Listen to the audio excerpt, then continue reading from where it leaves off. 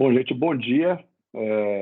Agradecer aí a participação de todos nesse nosso primeiro, talvez, de vários eventos sobre a nova norma da CVM. Primeiro, falar um pouquinho sobre a BR, rapidamente, e depois sobre o foco que a gente pretende dar nesse evento, né? A BR Governance é uma consultoria focada em governança no setor de investimentos. Mas o que isso quer dizer na prática, né? A gente reúne profissionais que têm experiência no segmento de gestão, de regulação, distribuição, etc., de investimentos, e a gente tem como missão dar suporte a vocês em pensarem o negócio, em reestruturarem o negócio ou gerenciarem o negócio no dia a dia. Então, o nosso trabalho basicamente começa em ajudar profissionais a estruturarem business de gestão, de distribuição, de consultoria, agente autônomo, etc. Arrumar, vamos dizer assim, a melhor estratégia, o melhor caminho, olhar o que o mercado está fazendo, baseado nas nossas experiências, montar esses negócios e depois, no dia a dia, e montar de uma forma mais otimizada do que comoditizada. Então, tentar criar alguma coisa mais no formato de alfaiataria, do tamanho e do nível de governança necessário para cada tipo de negócio, para cada tipo de mercado.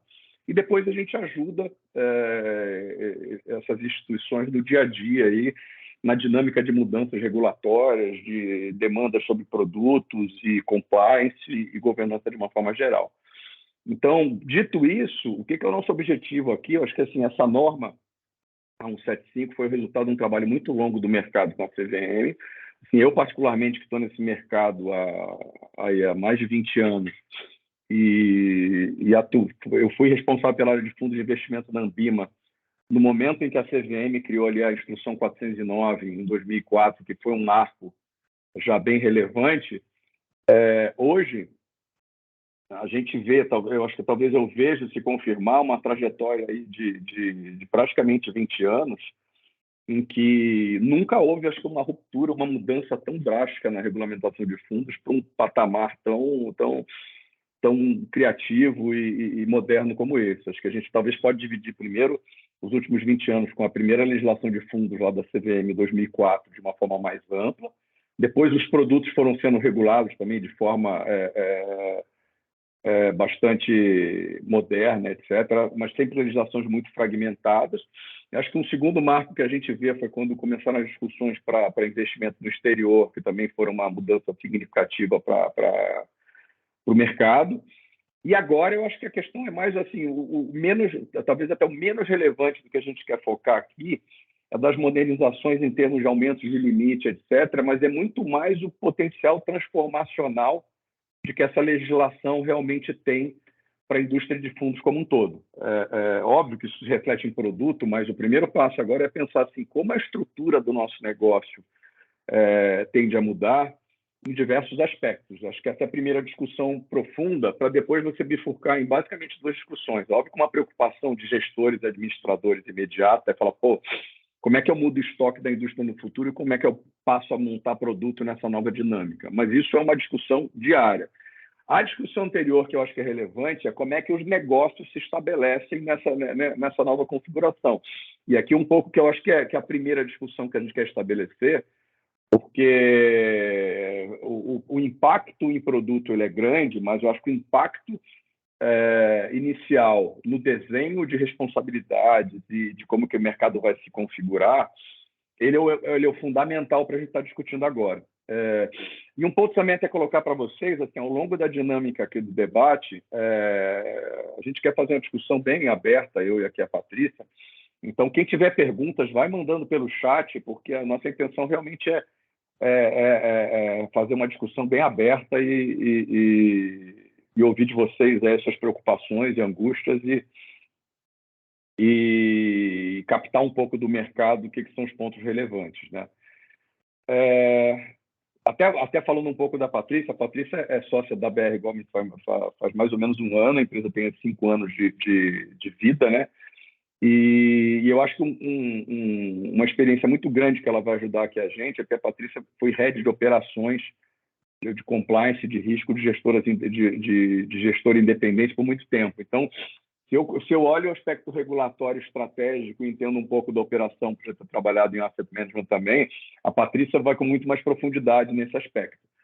Então, acho que tem questões aqui quando envolvem questões mais ligadas ao dia a dia, em que a experiência da Patrícia vai ser bastante rica. Então, vamos lá. Indo agora para o nosso roteiro hoje, o que a gente quer tratar aqui, então, um pouco? Primeiro, falar da estrutura e do conceito geral da norma, que eu acho que é o ponto fundamental. Depois falar um pouco da parte de prazo, que eu acho que existe também, assim, em quase todos os pontos que a gente tem aqui da norma, existe ainda muita dúvida em relação a como as coisas vão se configurar, então existem dúvidas assim, em relação a prazo, mas a gente já tem uma linha geral. Depois a gente vai para um bloco de discussão, que eu acho que é o mais relevante e aprofundado, que é realmente a gente falar um pouco sobre o que é a nossa expectativa de potencial impacto para os players de mercado, ou seja, como é que vai se reconfigurar o mercado de administração, de gestão e os stakeholders desse mercado. O lado do cotista também, que acho que é um lado muito pouco olhado nesse sentido, é uma coisa que a gente quer dar um pouco de tom. Depois falar brevemente sobre o produto mesmo, no sentido do que mudou em termos de limites e etc. e tal. E depois entrar numa parte de mudanças específicas, que é realmente, assim, a gente quer tentar ficar num ponto intermediário entre ser didático para quem ainda não leu a norma, mas ao mesmo tempo também já ser um pouco, trazer uma discussão um pouco mais avançada para quem está na vídeo aqui e já olhou em profundidade a norma. Então a gente vai tentar, assim, a nossa ideia aqui não é fazer um descritivo da norma para vocês, porque eu acho que boa parte do público que está aqui já leu esse negócio, já tem bastante coisa para colocar na mesa. Aqui já tentar, num passo seguinte, mas focar um pouco na nossa visão sobre o que mudou nos pontos mais específicos e relevantes, que é a questão da classe e da subclasse, a questão da taxa de administração, gestão e distribuição, a questão do PL negativo e a responsabilidade limitada de cotista, a exposição a risco e o regime de informações relevantes. Tá? Primeiro ponto interessante e fundamental, talvez, para o mercado. A norma mudou a estrutura do mercado de asset management como um todo. Né? Então, a gente na 175, antigamente você tinha lá essa sopa de letrinhas e de números, que eram as diversas normas que regulamentavam os fundos tradicionais, que a gente chama, e os estruturados. Eu já nem tenho memória mais para saber qual que é o número da norma de cada um desses fundos, mas a gente tem um monte de livros, vamos dizer assim, que regulam cada um produto e que deveriam ser irmãos, mas, na verdade, são meio primos hoje em dia. Né? Então, uma grande mudança que a gente tem é que a norma vai congregar embaixo de si todos os diferentes tipos de fundo de investimento que a gente tem no mercado. E como é que é essa estrutura? A estrutura, basicamente, é você ter a norma com o corpo principal, que dá a regra geral do chassi de funcionamento do fundo e da relação entre os prestadores de serviços de uma forma macro, e você tem o anexo que define o produto.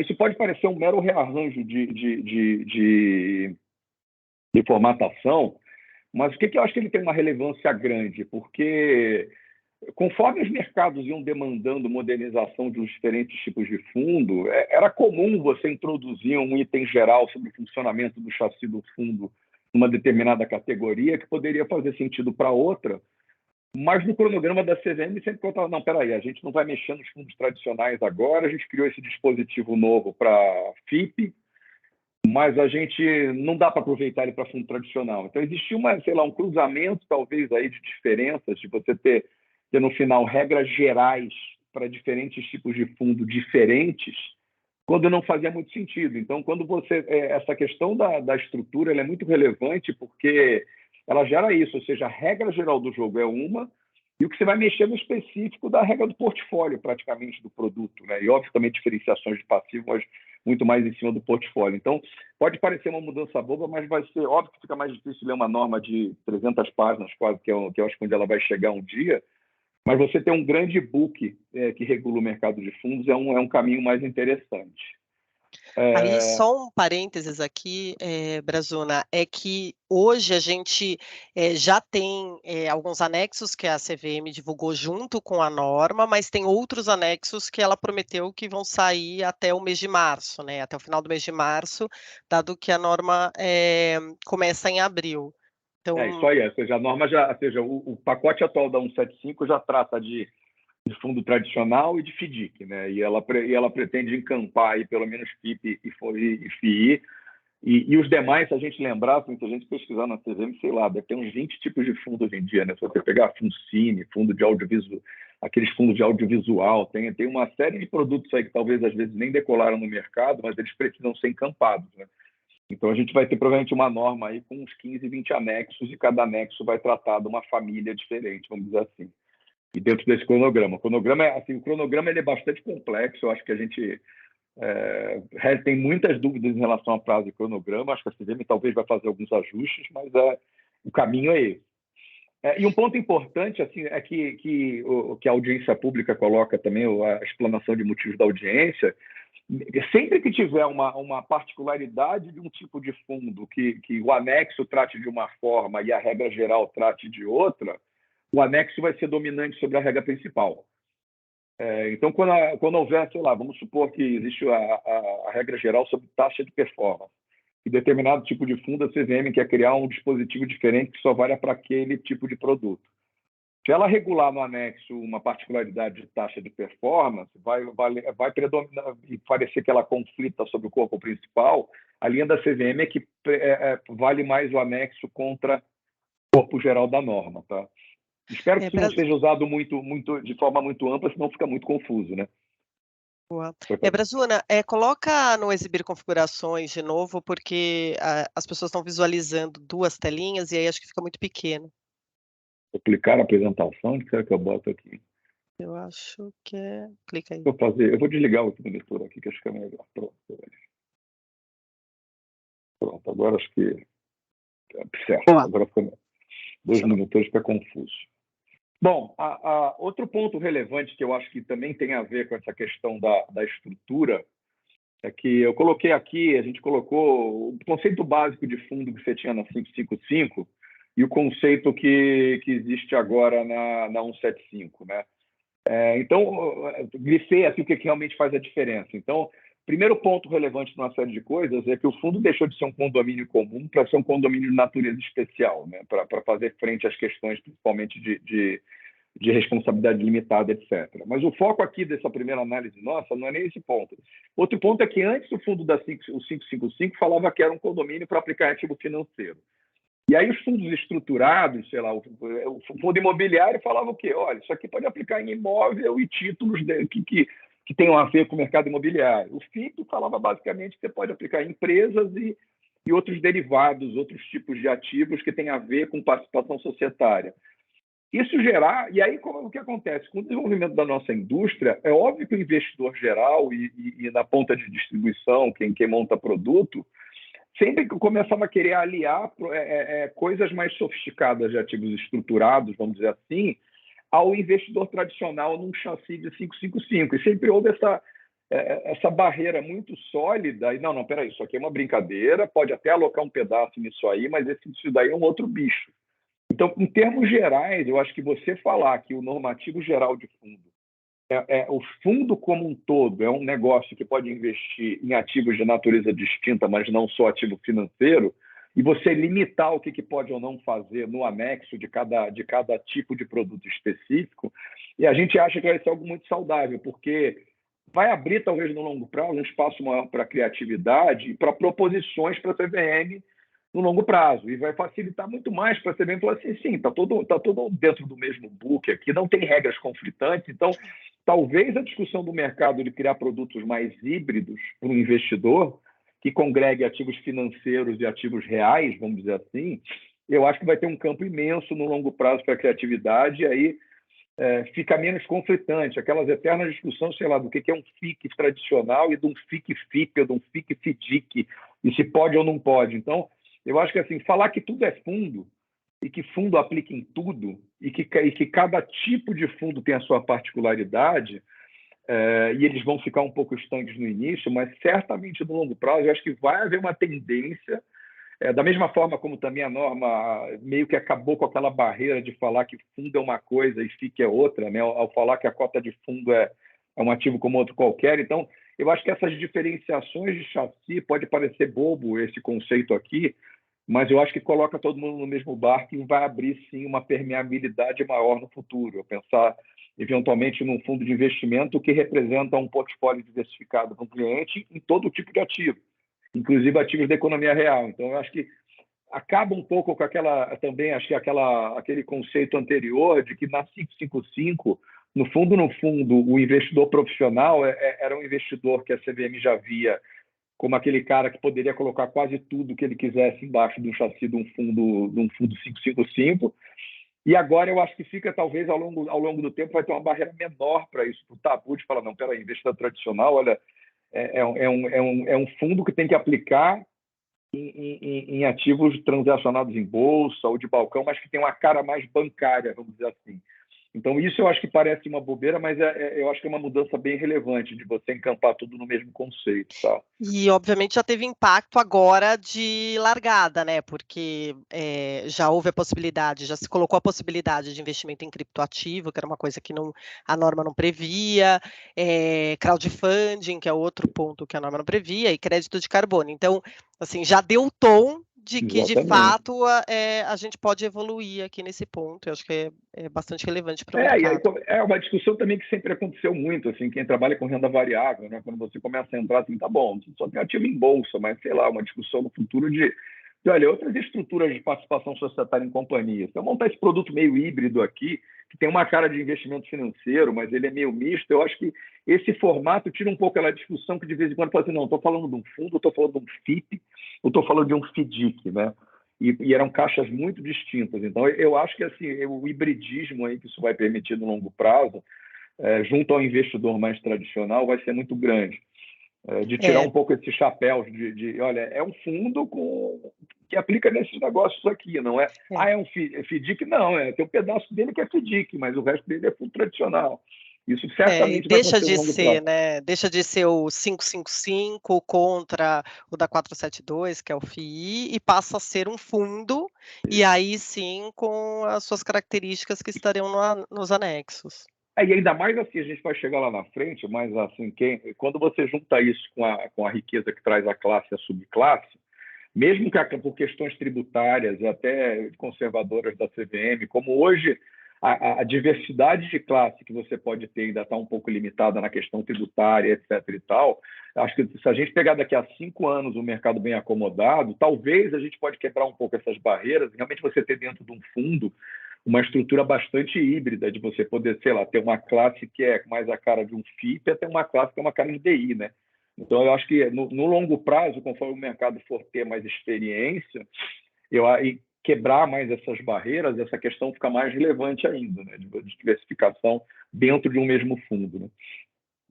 Sim, no final, hoje ainda a gente está bem distante dessa situação, né? As classes, a gente vai falar para frente, mas as classes elas são hoje só possíveis quando você tem o mesmo regime tributário, e os regimes tributários são de fato diferentes entre os fundos, né? Fundo aberto, fundo fechado, fundo de ação. Então, esse é um ponto que ainda tem bastante coisa para fazer antes da gente chegar nessa discussão. Mas quebrou essa barreira, diga assim, não, olha, tudo chamava fundo, né? Mas não, isso aqui é fundo só para investimento financeiro. Sim. Mas a gente na indústria, pela pressão de criar produto, no fundo, se olhar a fotografia da indústria hoje, sempre houve as discussões de se, olha, cabe 5% desse negócio mais exótico aqui, que não é muito financeiro. Então, a gente já vive uma indústria hoje que parece que você fala que o 555 é um fundo tradicional de investimento financeiro, mas que já tem pendurado ali uma série de coisas ligadas à economia real, que fica parecendo, não, peraí, mas isso aqui é um fundo financeiro, por que tem aqui um negócio no final que pode sobrar uma empresa no colo do investidor, né? Então, talvez quebrar essa barreira de que o fundo não é só um bicho exclusivamente financeiro, porque antes você fala, não, isso aqui é o mundo de ativos financeiros e esse é o mundo de ativos estruturados. Agora, essa permeabilidade no longo prazo, óbvio que ela traz perigos, mas eu acho que ela vai ser muito boa para a indústria como um todo, né? E aí, só adicionando uma questão prática também, é que antes existia muita confusão, principalmente quando você saía do mundo do 555, do que que da 555 se aplicava aos outros fundos, né? Sim, também. Então, que eu tinha pode, lá o que não pode. Exatamente, exato. E agora esse tema, isso é assim, totalmente resolvido, né? Está pacificado, você tem uma norma só e as peculiaridades estão nos anexos e resolvido. Então, isso é um ponto importante. Passando aqui para os prazos, eu até já vi que tem uma pergunta a respeito disso. Falar A agora, norma. que a pergunta que eu não estou vendo.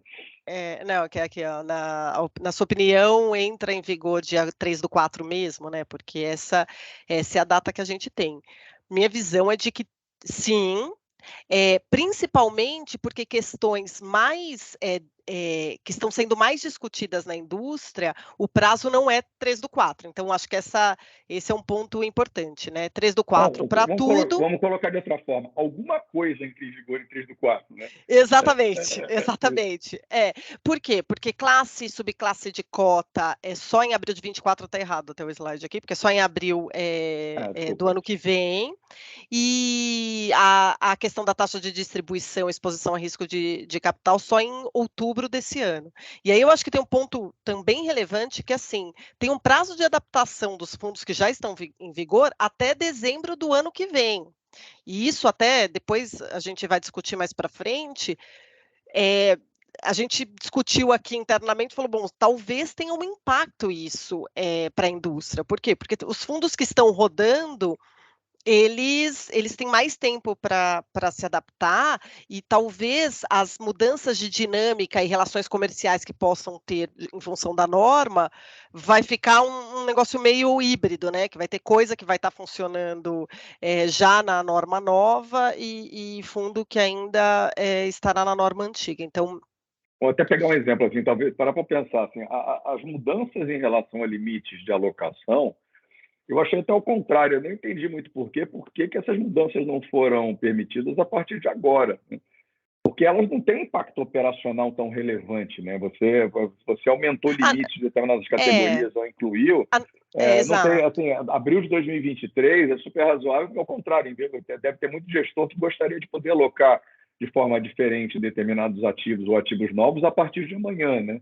Então, esse tipo de mudança, o impacto é baixo. Agora, os impactos realmente das coisas que estão sendo colocadas lá para frente e da adaptação do estoque que a Patrícia colocou, realmente gera uma dinâmica de discussão, como, por exemplo, as questões de taxa, né? Então, existe uma discussão no mercado, fala, se eu tenho mudanças significativas na questão das taxas de administração, de distribuição, que impactam as discussões comerciais de rebate, etc., provavelmente ela vale a partir de outubro de 2023, mas eu poderia, nos fundos atuais, segurar algumas mudanças até dezembro de 24. Então, assim, existe, e até colocando um ponto que a gente tem participado aí, direto ou indiretamente, existem discussões, sim, entre gestores, entre a Ambima, entre o regulador, e dúvidas bastante grandes sobre esse tipo de coisa. Ou seja, o que eu posso fazer, o que eu posso fazer entre abril de 23 e outubro de 23, e o que eu posso ou não posso fazer entre outubro de 23 e 31 de dezembro de 24.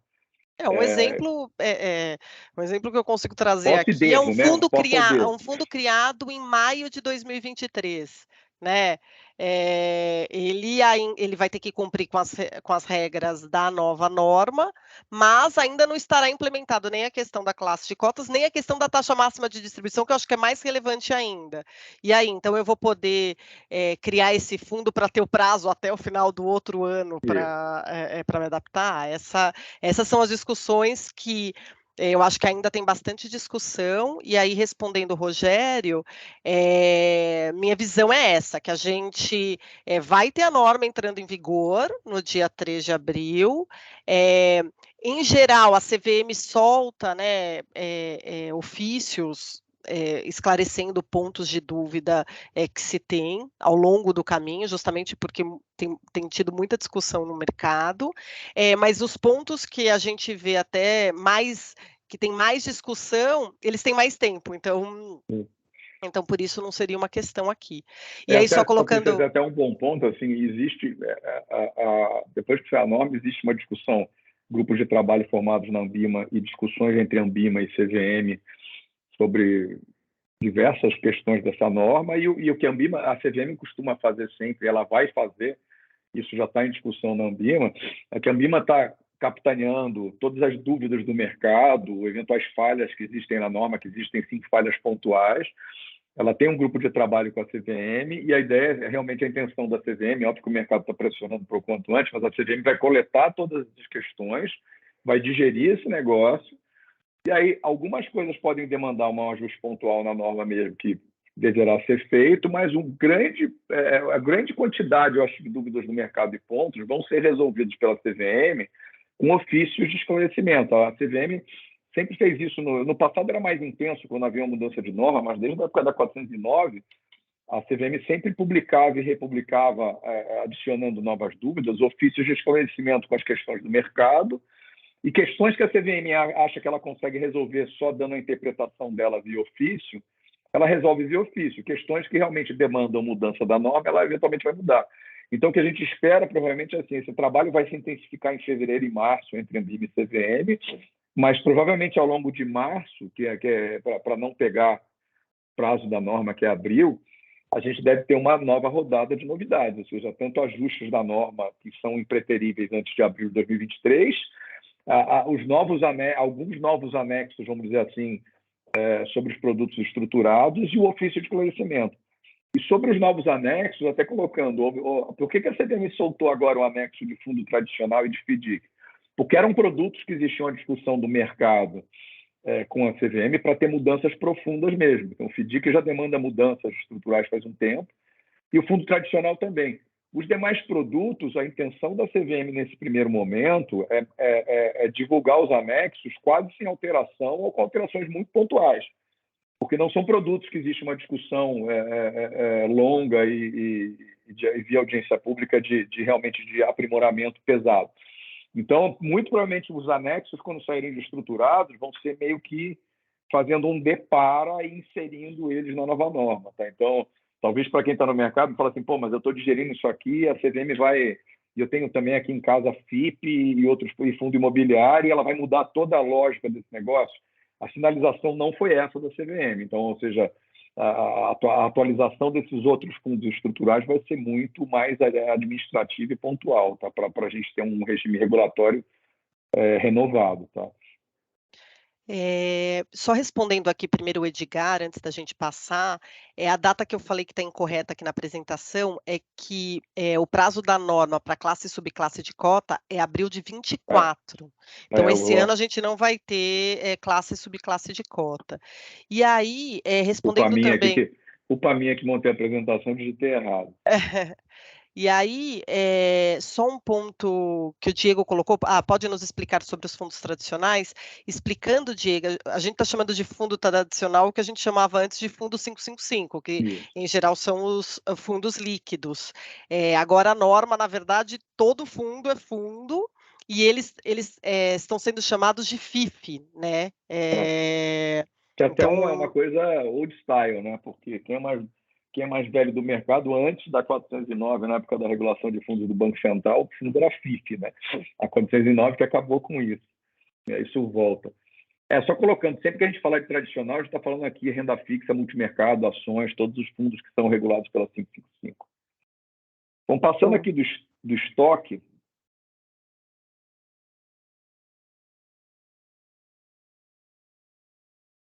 aí agora entrando um pouco mais no detalhamento, assim, coisas que, assim, primeiro vamos falar bastante aqui da parte estrutural, a gente está chamando aqui de players, porque é algo que, assim, a gente já andou tendo conversa basicamente com dois tipos de grupos de instituições, né, que eu acho que são as mais afetadas, os administradores fiduciários e os gestores. E o que é um pouco a nossa sensação aqui, a gente não quer deixar ninguém desconfortável, nem tirar o sono de ninguém, mas os administradores que tinham uma demanda muito forte há muitos anos ou décadas, de que eles eram muito responsabilizados pela estrutura do fundo, talvez eles olharam mais atentamente agora e participaram dessa discussão e já tem uma visão de que essa mudança estrutural é muito transformadora. E do outro lado, os gestores, que talvez já estão mais acostumados com a vida mais paternalista ali, de ter o administrador meio como paizão do fundo, a sensação que a gente teve agora, e tudo bem, estamos sendo cruel, né? Porque a norma saiu no final do ano, janeiro, uma época de férias, mas a nossa sensação, e a gente chama um pouco a atenção, é que principalmente os gestores independentes, que talvez não tiveram tempo de se debruçar tão bem sobre esse negócio, ainda não tiveram uma visão clara de que, óbvio que foi justo o movimento de diminuir a responsabilidade do administrador sobre alguns aspectos, mas alguém tem que fazer isso. E essa responsabilidade foi muito para o colo do gestor, e a gente vai entrar nisso daqui a pouco. Mas um passo atrás, o que foi a mudança estrutural nesse sentido, que eu acho que vale olhar também em termos de semântica as duas normas, é que a 555 ela tinha um capítulo que falava sobre administração. Então, no fundo, era uma norma em que falava que, olha, o pai do fundo, o dono do fundo é o administrador. E existia então, assim, a CVM foi muito habilidosa. Eu acho que não foi só uma questão da lei de liberdade econômica mudar e tirar a responsabilidade, reduzir a responsabilidade, dar uma diretriz, mas você, no âmbito da CVM, você precisou mudar a lógica de como a norma era redigida no que dizia respeito ao nascimento do fundo e às responsabilidades. E a primeira coisa que me chamou a atenção é que não existe mais um capítulo sobre administração, mas um capítulo sobre prestação de serviço. E outra coisa que mudou é que quando você falava na administração e sobre o fundo em si, ele falava lá basicamente assim, olha, o fundo nasce do administrador. Assim, de grosso modo, a 555 basicamente falava, olha, o fundo depende lá de um administrador e ele é filhote do administrador. E agora, que eu acho que foi uma coisa muito habilidosa da CVM, além de colocar no mesmo capítulo todo mundo, de certa forma não colocou ninguém hierarquicamente como pai da criança. Então, basicamente ela fala que não fala mais que o fundo nasce da barriga do administrador, ela fala que ele se materializa. Eu fiz questão de destacar aqui o trecho, ela fala que o funcionamento do fundo de investimento se materializa por meio, até materializa foi uma palavra até criativa, né? Ou seja, para despersonalizar, né? Se materializa por meio da atuação dos prestadores de serviços essenciais, que são o administrador e o gestor. E aí bota de complemento os terceiros por ele contratados, por escrito em nome do fundo. Então, isso parece uma bobagem, mas é um ponto fundamental, que ela cria uma regra do jogo que não coloca ninguém hierarquicamente como mais pai da criança do que outro. E isso acho que é muito relevante no longo prazo, principalmente quando a gente tiver problemas na indústria de fundos e esses problemas forem para a esfera administrativa e depois para o judiciário. Então, acho que ficou muito mais fácil uma linha de defesa de administrador e de gestor entre si, de definir e falar assim, não, esse escopo aqui primeiro, o fundo não é meu, o fundo é nosso, né? Vamos dizer assim, o fundo ele tem peso dividido de responsabilidade entre diversas instituições, independente do administrador ser um banco gigantesco e o gestor for um gestor independente com um patrimônio de 10 mil reais.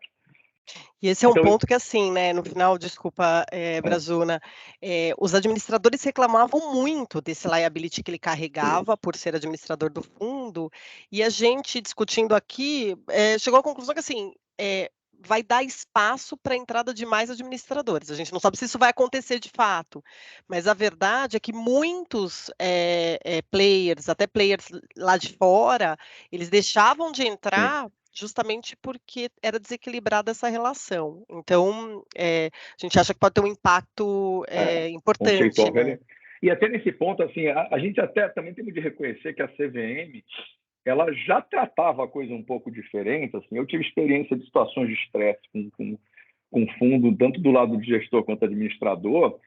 E assim, a CVM, quando você tinha um problema, você estava num administrador e eventualmente um fundo literalmente implodia por algum problema de má gestão, fraude, o que quer que seja, ou mesmo por uma situação legítima de mercado, na discussão da CVM sempre houve, e na norma sempre falava assim, não, na esfera administrativa, eu vou ver quem cumpriu a sua missão, quem não cumpriu, e vou atrás de quem. Se alguém fraudou, eu não vou cobrar conta do administrador. Mas a preocupação do mercado nunca foi para a esfera administrativa, né?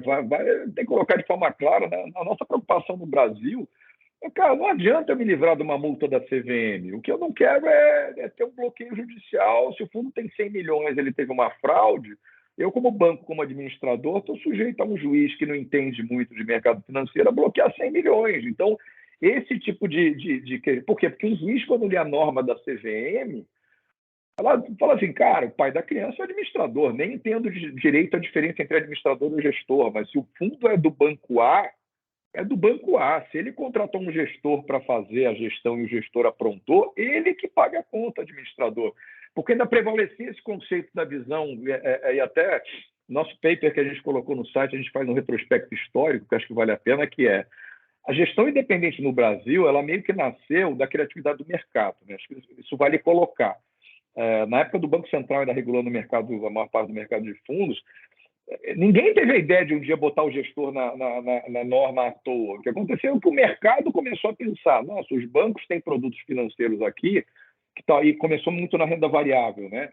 Que tem caras independentes que são mais habilidosos com isso, eu posso terceirizar esse pedaço para ele. Então, a gestão, o produto fundo sempre foi um produto bancário do administrador, tradicionalmente, esse chassi existe há 30, 40 anos, e a CVM começou a criar gestão independente no fundo e a administração fiduciária como uma decorrência disso, por criatividade do mercado, né? Mas sempre houve uma resistência de mudar essa questão de que o fundo era um produto do administrador. E aí só que isso não se sustentava mais, né? Uma indústria que tem gestores independentes com 20, 30, 40, 50 bi, já não é mais uma brincadeira de você falar que o fundo é do administrador, né? Não faz nenhum sentido mais isso há bastante tempo. Então, a gente chama atenção um pouco para isso. E na questão da responsabilidade, idem. Eu também destaquei aqui, a CVM coloca lá que a aferição de responsabilidade dos prestadores de serviço tem como parâmetro as obrigações previstas na regulação e regulamentação específica, assim como as previstas no regulamento. Isso também eu acho que é muito interessante, porque algumas coisas da norma, a CVM dá uma certa liberdade do gestor e do administrador sentarem e definirem quem vai fazer ou quem vai ser mais protagonista.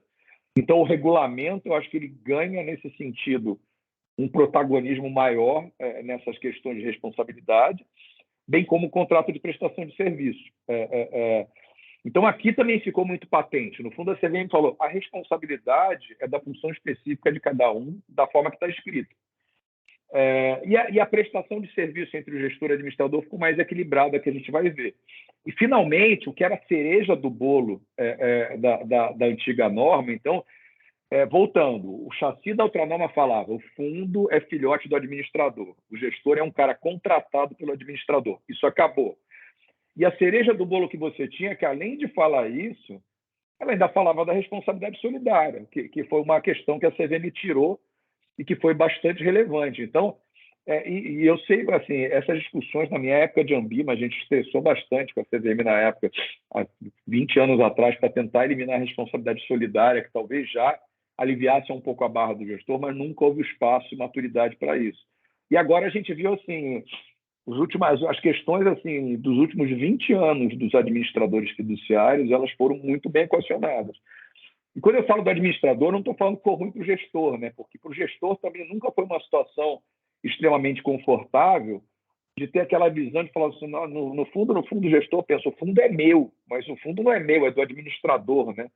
Então, agora o produto ficou muito mais o produto do gestor, né? É nosso produto, né? Tem um ponto aqui, até só pegando uma pergunta aqui do Edgar, que ele fala se isso vai afetar o contrato de gestão. Tanto vai afetar que deixa de chamar de contrato de gestão e vai passar a ser.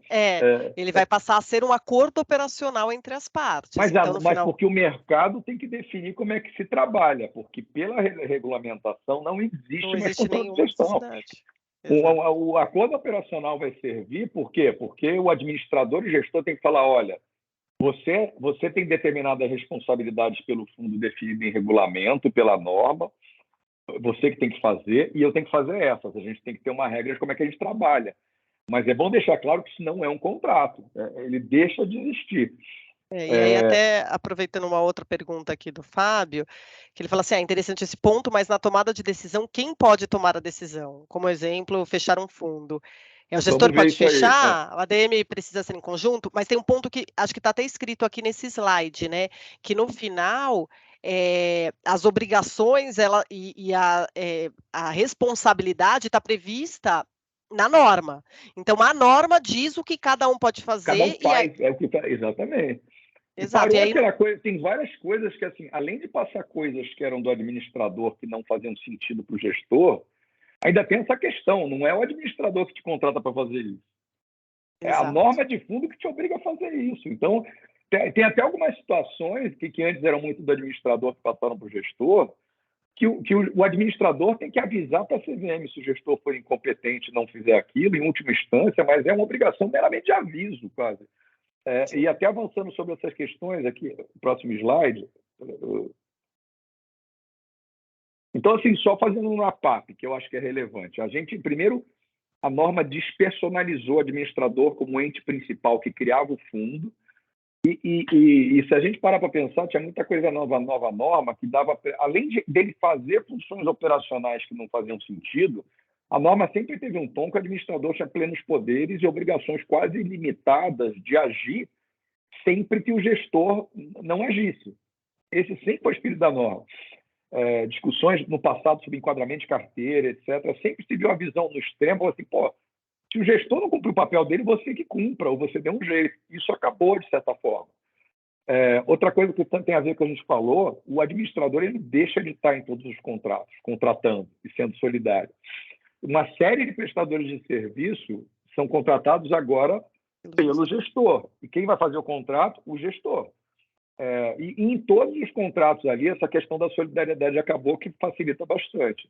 Agora, questão prática, que talvez as pessoas vão perguntar, pô, eu vou ter lá, eu tenho um fundo no administrador fiduciário, então eu vou ter de contratar um advogado para criar um contrato novo e assinar.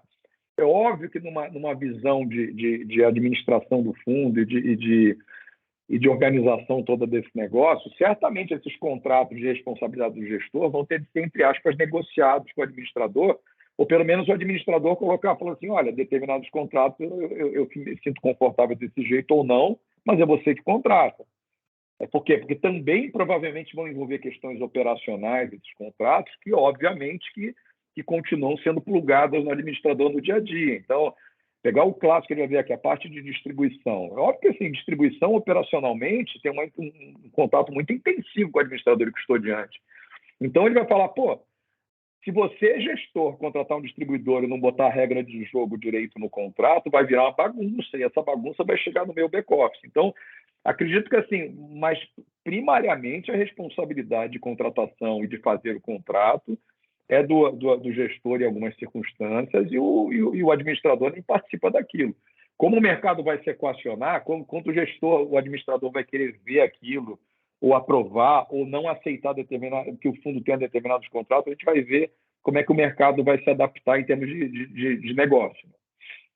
Eu acho que ainda o mercado está tentando entender como vai ser o novo funcionamento, mas especificamente sobre distribuição, em algumas conversas que a gente fez com alguns players do mercado, parece que tem um entendimento de que o administrador não vai figurar no contrato de distribuição, Sim. por exemplo, e isso mas a gente vai falar na ele vai frente. querer no mal falar assim, olha, determinados padrões de contrato que você toca o pau aí, mas olha, não bota coisa no contrato que eu vou enviar dados que eu não vou enviar, entendeu? Exato. Que eu acho que uma dinâmica de distribuição é um mega ponto. Como uma parte operacional muito pesada, no fundo, acho que a preocupação do administrador vai falar, você se vira aí.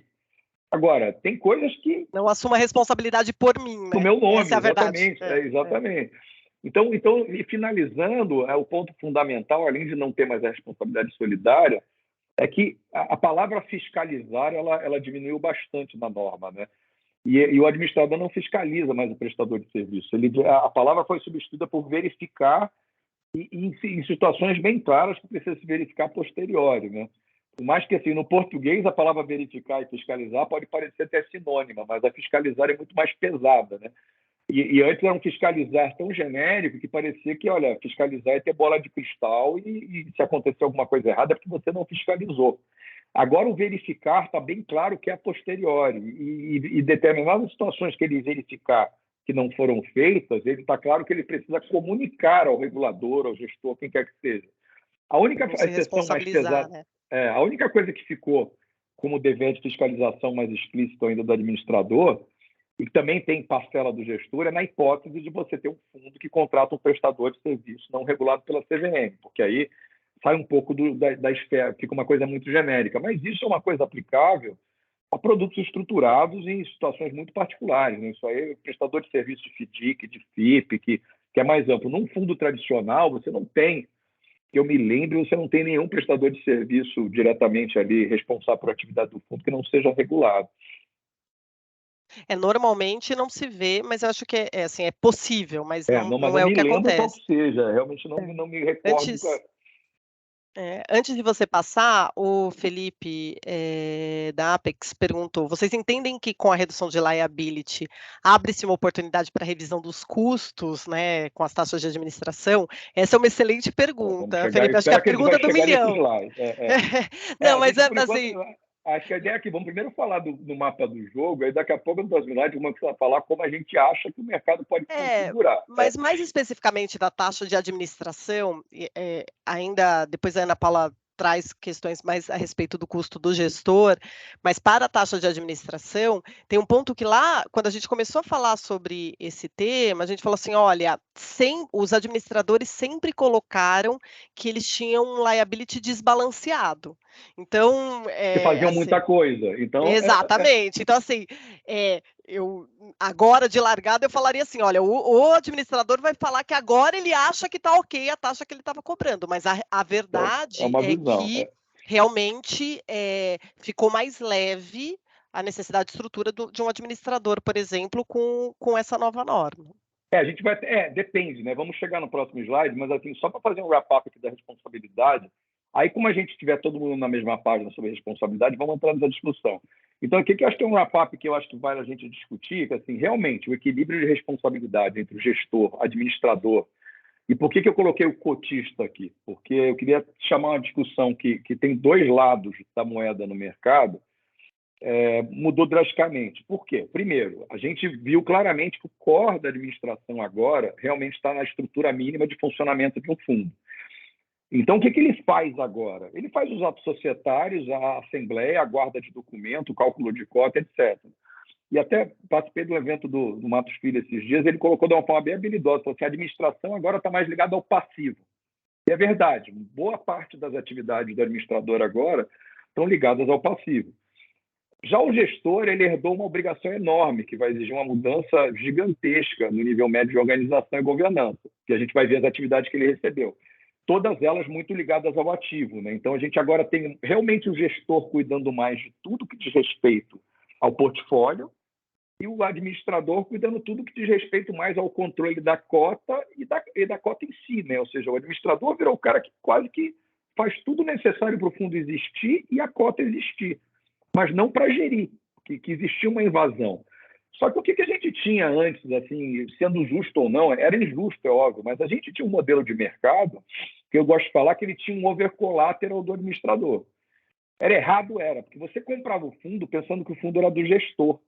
E, às vezes, um gestor independente, ele podia gerir 20 bilhões, mas o PL da gestora, às vezes, era R$1 milhão, não era uma instituição financeira, né?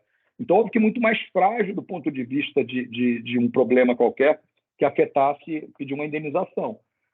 Mas você tinha o conforto de falar, não, peraí, mas o administrador é o pai da criança, e é um banco lá que tem 50 bi de patrimônio. Então, existia no Brasil um over collateral, que o mercado sempre chamava, que o administrador era o gatekeeper do fundo, que ele contratava o gestor e tinha de vigiar esse cara. E se não vigiasse direito, esse cara, mesmo quando ele vigiasse direito, se esse gestor fizesse bobagem, você processava o gestor e se o gestor sumisse, você ia para cima do banco. Então, estava errado, vamos dizer assim, estava, porque o produto que você compra, o quê? A placa o Fábio da Apex falou aí, a pessoa que não compra o fundo da Apex, às vezes ela nem lembra que o administrador é o banco A, B ou C. O produto é a Apex, né?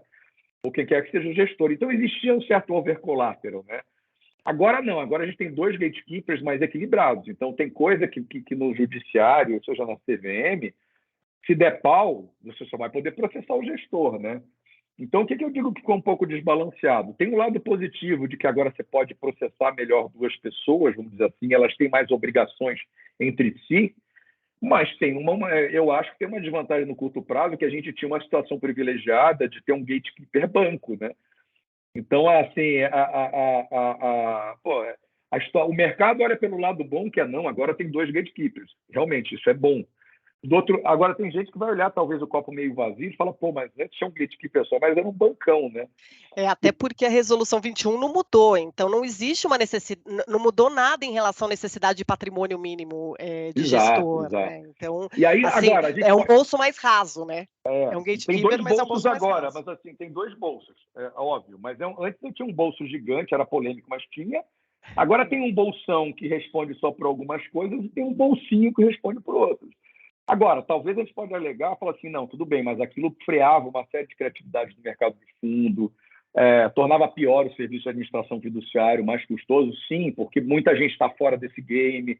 Então, a gente tem que olhar que tem uma série de vantagens. E, por outro lado, também, se a responsabilidade do fundo ficou limitada, se alguém olhar e achar que ficou mais perigoso, pelo menos assim, como aquela piada velha de mercado, né? Agora o investidor só perde 100%, né?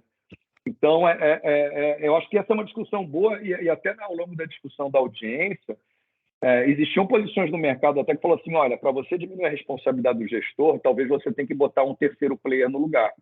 Então, existia gente achando que, por exemplo, o fundo poderia ter um conselho de administração, com um conselho fiscal com responsabilidade mesmo, e monitorar o administrador e o gestor. Mas talvez virou uma estrutura muito custosa para o Brasil. Então, acho que assim, foi um avanço grande para o Brasil, mas fica um pouco aqui uma discussão aqui de que tem as visões de copo meio vazio ou meio cheio sobre essa redução de responsabilidade. Vamos ver onde se compensa, né? E vamos ver como é que o mercado se comporta. E aí, finalmente, quem contrata quem agora? E aí vamos puxar um pouco aquela discussão sobre o serviço de administração fiduciária. Como falar, o administrador agora contrata tesouraria e seus serviços decorrentes, né, de processamento de ativo e tal, escrituração de cota, auditor e custódia. A gente colocou um asterisco aqui duplo, porque a norma ela não fala quem contrata o custodiante, e ela fala que outros prestadores de serviço que não estejam claramente definidos podem ser contratados pelo gestor ou pelo administrador. Então, do jeito que a norma está agora, eu entendo que ficaria aberto tanto um quanto o outro a contratar o custodiante, que talvez fosse um modelo até inovador para o Brasil, de determinados desenhos, você ter, sei lá, um fundo de pensão que é gestor do próprio fundo, que tem custódia centralizada, poderia ser interessante ele contratar o custodiante, mas, enfim, a CVM já colocou que ficou pouco claro isso na norma e ela deve ajustar isso para deixar no modelo tradicional de que o administrador vai contratar o custodiante, mas isso não está explícito ainda, mas deve se deixar mais claro. Aí o gestor, o que começa a mudar um pouco aqui, que eu acho que é mais relevante? A parte de intermediação de operação da carteira, que ficou mais amplo do que só contratar a corretora, né? Ou seja, qualquer coisa que implique intermediação da carteira, seja balcão, o que quer que seja de negócio, é com ele. A distribuição de cota, o distribuidor em si, toda a rede. A consultoria de investimento, que se existir, né? Que o fundo tiver um consultor. Eventualmente, se o fundo tiver agência de rating. E, eventualmente, se o fundo tiver formador de mercado. E um outro ponto que ficou bom também é que assim, a possibilidade de fundo com cogestão, ela sempre existiu na norma, né? Mas, de novo, numa figura em que o administrador que contratava todo mundo, sempre era uma coisa que tendia a ficar um pouco mais travada, né? Bastante assim, os casos que pelo menos eu conheço de fundo com cogestão, em geral são cogestão dentro da mesma casa, né? É difícil você ter um fundo com 2 gestores independentes. Então, isso agora indo para o colo do gestor e ficando bem mais explícito, pode ser um ponto aqui, eventualmente, de desenvolvimento de produto no longo prazo. Como a gente falou lá atrás, porque quando a gente tiver total liberdade entre classes, por que eu não posso ter um fundo ali? E hoje não pode ter um fundo com mais de um gestor nas classes, né? Isso ainda está escrito, mas no futuro você pode ter, eventualmente, um modelo híbrido, né? de gestão.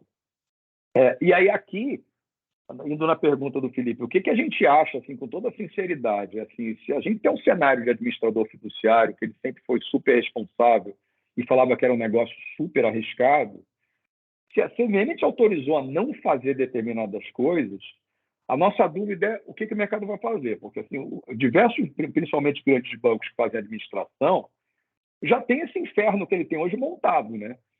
Então, a nossa dúvida é, será que o administrador vai redesenhar o modelo operacional dele e enxugar e fazer o essencial? Ou ele vai pegar determinadas coisas que passaram para o gestor e falar, olha, você contrata, mas, de certa forma, você terceiriza e eu continuo fazendo para você. A gente tem dúvida de para onde o mercado vai. Eu, particularmente, acho assim que se eu sou administrador, eu ia pensar numa estratégia puro sangue. Porque se eu reclamo que era responsável, que dá trabalho e não dá dinheiro, eu vou tentar fazer o essencial e tentar melhorar o meu markup. Posso até diminuir a taxa, mas eu vou diminuir o meu custo, né?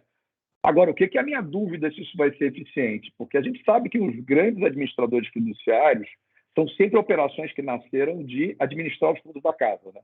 Então, assim, não existe no Brasil um grande banco que a administração fiduciária dos fundos que são vendidos nas agências seja feita por outro.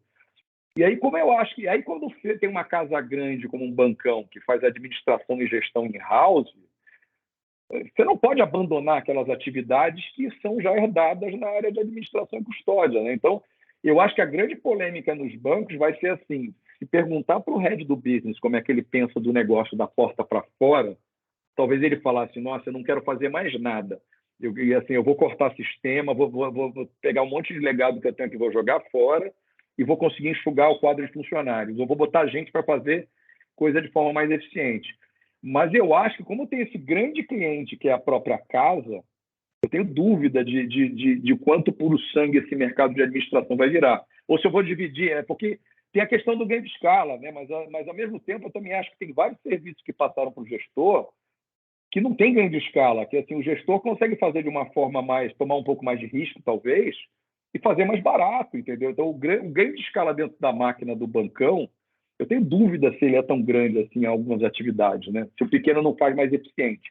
Então, o ponto... Só, assim, só voltando, colocando um outro ponto do que você está falando, Brazuna, é que também, assim, ele vai ter que ficar de olho se ele vai ter concorrência fazendo diferente, né? Porque aí você chega um independente, um estrangeiro. Então, esse acho que é um grande ponto. Pode ser, eu acho, está querendo começar a conversar com mais administradores, mas assim, se a gente fosse fazer um roadshow lá fora, nas casas de administração, para oferecer esse novo modelo de Brasil, ia falar, olha, joga na ineficiência do local, vem aqui, faz o essencial, cobra muito barato e ganha escala, que você vai ter um mercado gigante. Agora, nossa dúvida pode ser essa, será que um player vai ter espaço para isso aqui? E será que os bancos vão ter essa escolha? Falar banco aqui porque eu quero tradicional. Será que ele vai cortar um pouco, deixar de fazer, ou vai falar, você assina o contrato, mas eu faço para você, né? Até porque é bastante complexo, né? Ele já investiu em tecnologia, ele já tem uma estrutura montada, tem muita coisa, além de fato de falar, só vou desplugar um pedaço, vou enxugar minha estrutura, né? Então, pode ser muito isso que também. Eu acho que vai depender de... Mas o grande problema é que esses caras têm um grande cliente que é a gestora da casa. Então, isso que eu acho que vai ser uma discussão interessante entre o independente e o banco, né? É isso. Eu acho que é bom você passar, porque tem bastante pergunta a respeito dos custos para o gestor, mas que eu acho que vale a gente falar depois desse... Vamos. Aí vamos fechar aqui, então, fazendo um wrap-up. Assim, falamos um pouco da divisão entre os dois, mas vamos focar no gestor agora. O que são as principais responsabilidades adicionadas ao gestor? Tá? A gente não colocou as nuances, mas botou as principais.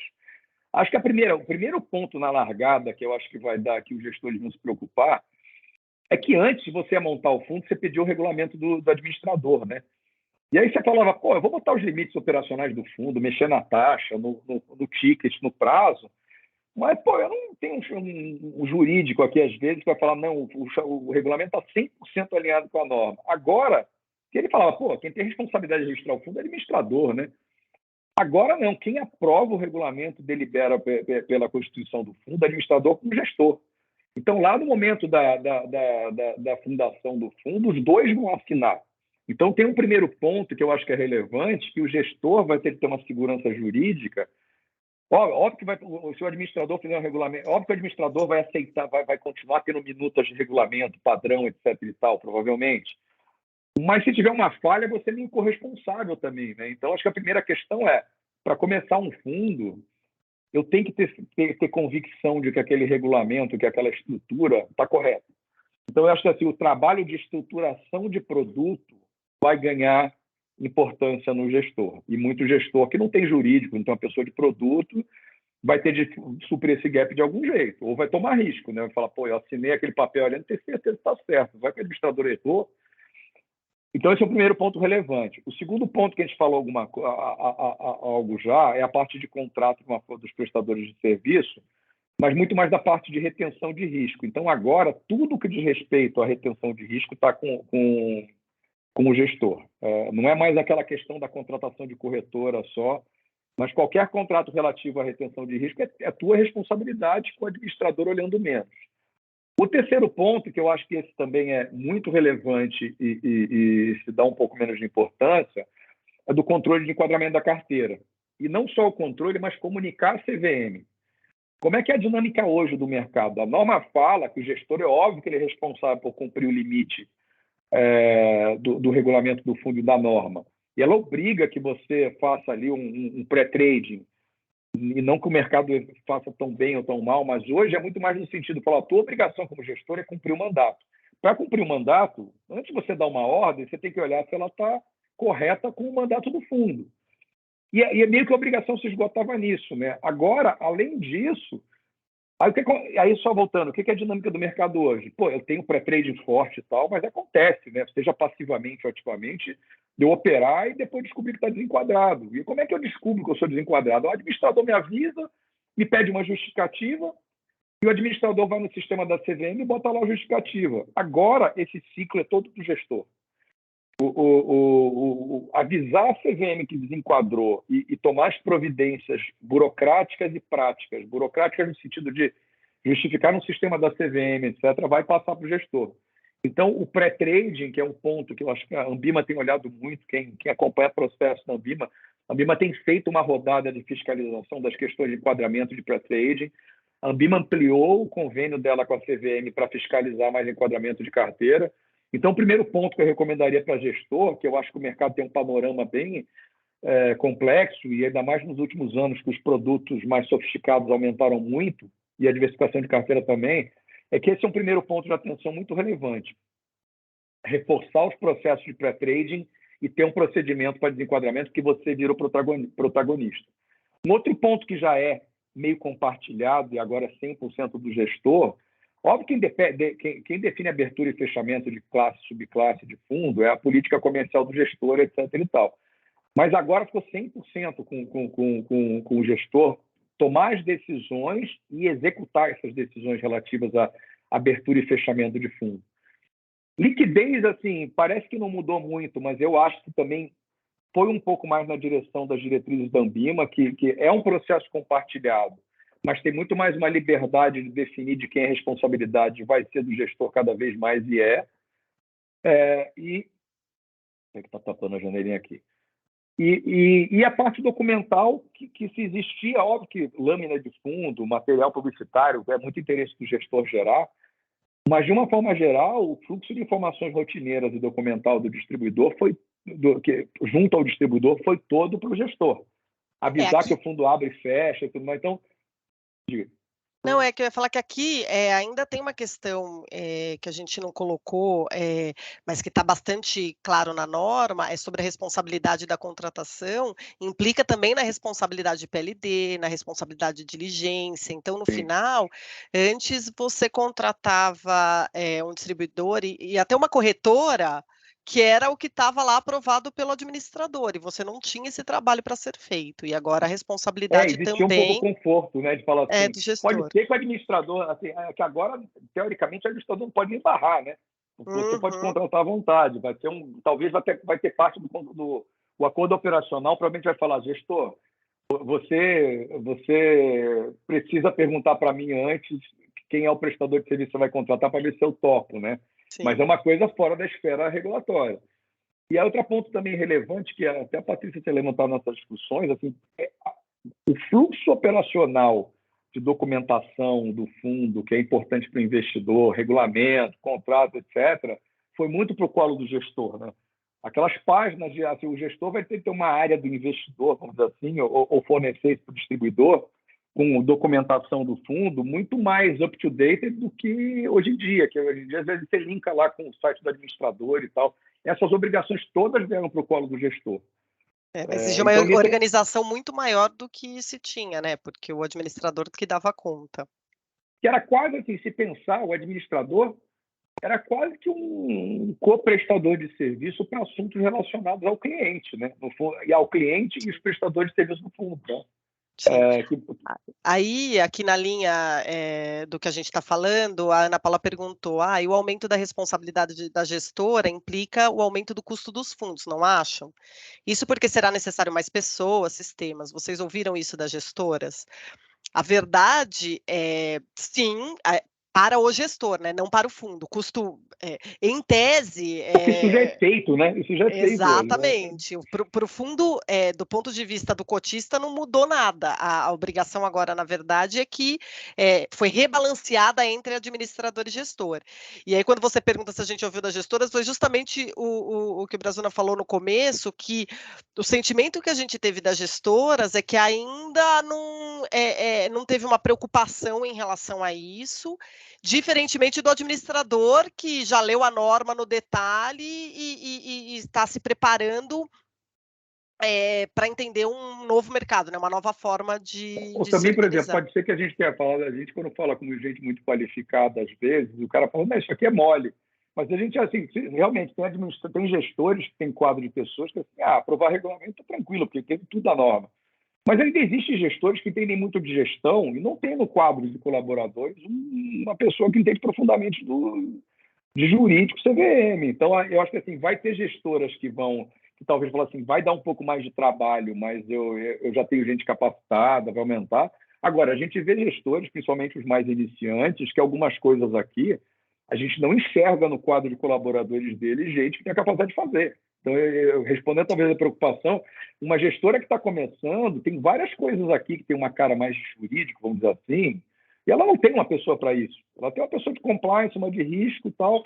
Ou mesmo, assim, e aí as questões que são operacionais, mais ligadas a enquadramento e ligadas à questão do portfólio, ela tem uma equipe de portfólio manager, tem um risk manager, mas o sistema de risco dela, ela calcula a vara posterior ali, estresse, e a parte de pré-trading é mais aquela questão assim, falou, olha, mesa de operação, simula no Excel aí antes de ligar para a corretora para operar, para não desenquadrar o fundo. Então, eu acho que sim, gestoras pequenas, elas, por exemplo, nessa parte de trading, de desenquadramento e das questões ligadas ao jurídico, eu acho que elas vão ficar com uma incógnita mesmo. Falam assim, eu não tenho espaço para contratar e eu preciso de gente. Né? Eu não tenho... Não é só...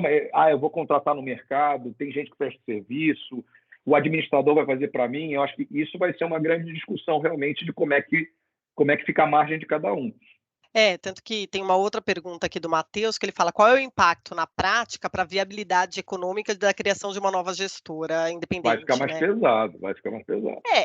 Vai depender assim, do produto também, da gestora e da organização. O que a gente, e aí até já puxando o outro ponto aqui, que é uma pergunta do Marcelo, que ele pergunta assim, figuras populares no mercado internacional de terceirização de serviços, caso de outsourcing de back-office, trading e CEO as a service, poderia acontecer aqui como uma ferramenta de redução de custos das gestoras? Então, assim, a gente acha que é justamente esse o caminho. É justamente esse o caminho. A gente acha que tem uma oportunidade, vai ter uma oportunidade bastante grande para novos prestadores de serviço, justamente para conseguir suprir essa necessidade que agora é uma necessidade do gestor e antes ficava dentro do banco, né? Então, acho que vai ter uma mudança grande. Aproveitando a bola levantada, né? A gente tem uma outra empresa, tanto eu quanto o José Brazuna, que tem trabalhado justamente nessa linha. Se vocês quiserem conhecer depois, entre em contato com a gente e a gente pode falar. Agora, eu acho que antes da solução vem o problema, né? Porque vamos pensar de uma forma prática. O estoque todo da indústria e as novidades começam em 2023 e se encerram em 2024. Assim, é óbvio que existe uma discussão na Anbima com a CVM, com o mercado para aprimoramento, mas já começou a discussão na Anbima de falar, olha, como é que é o novo desenho de mercado?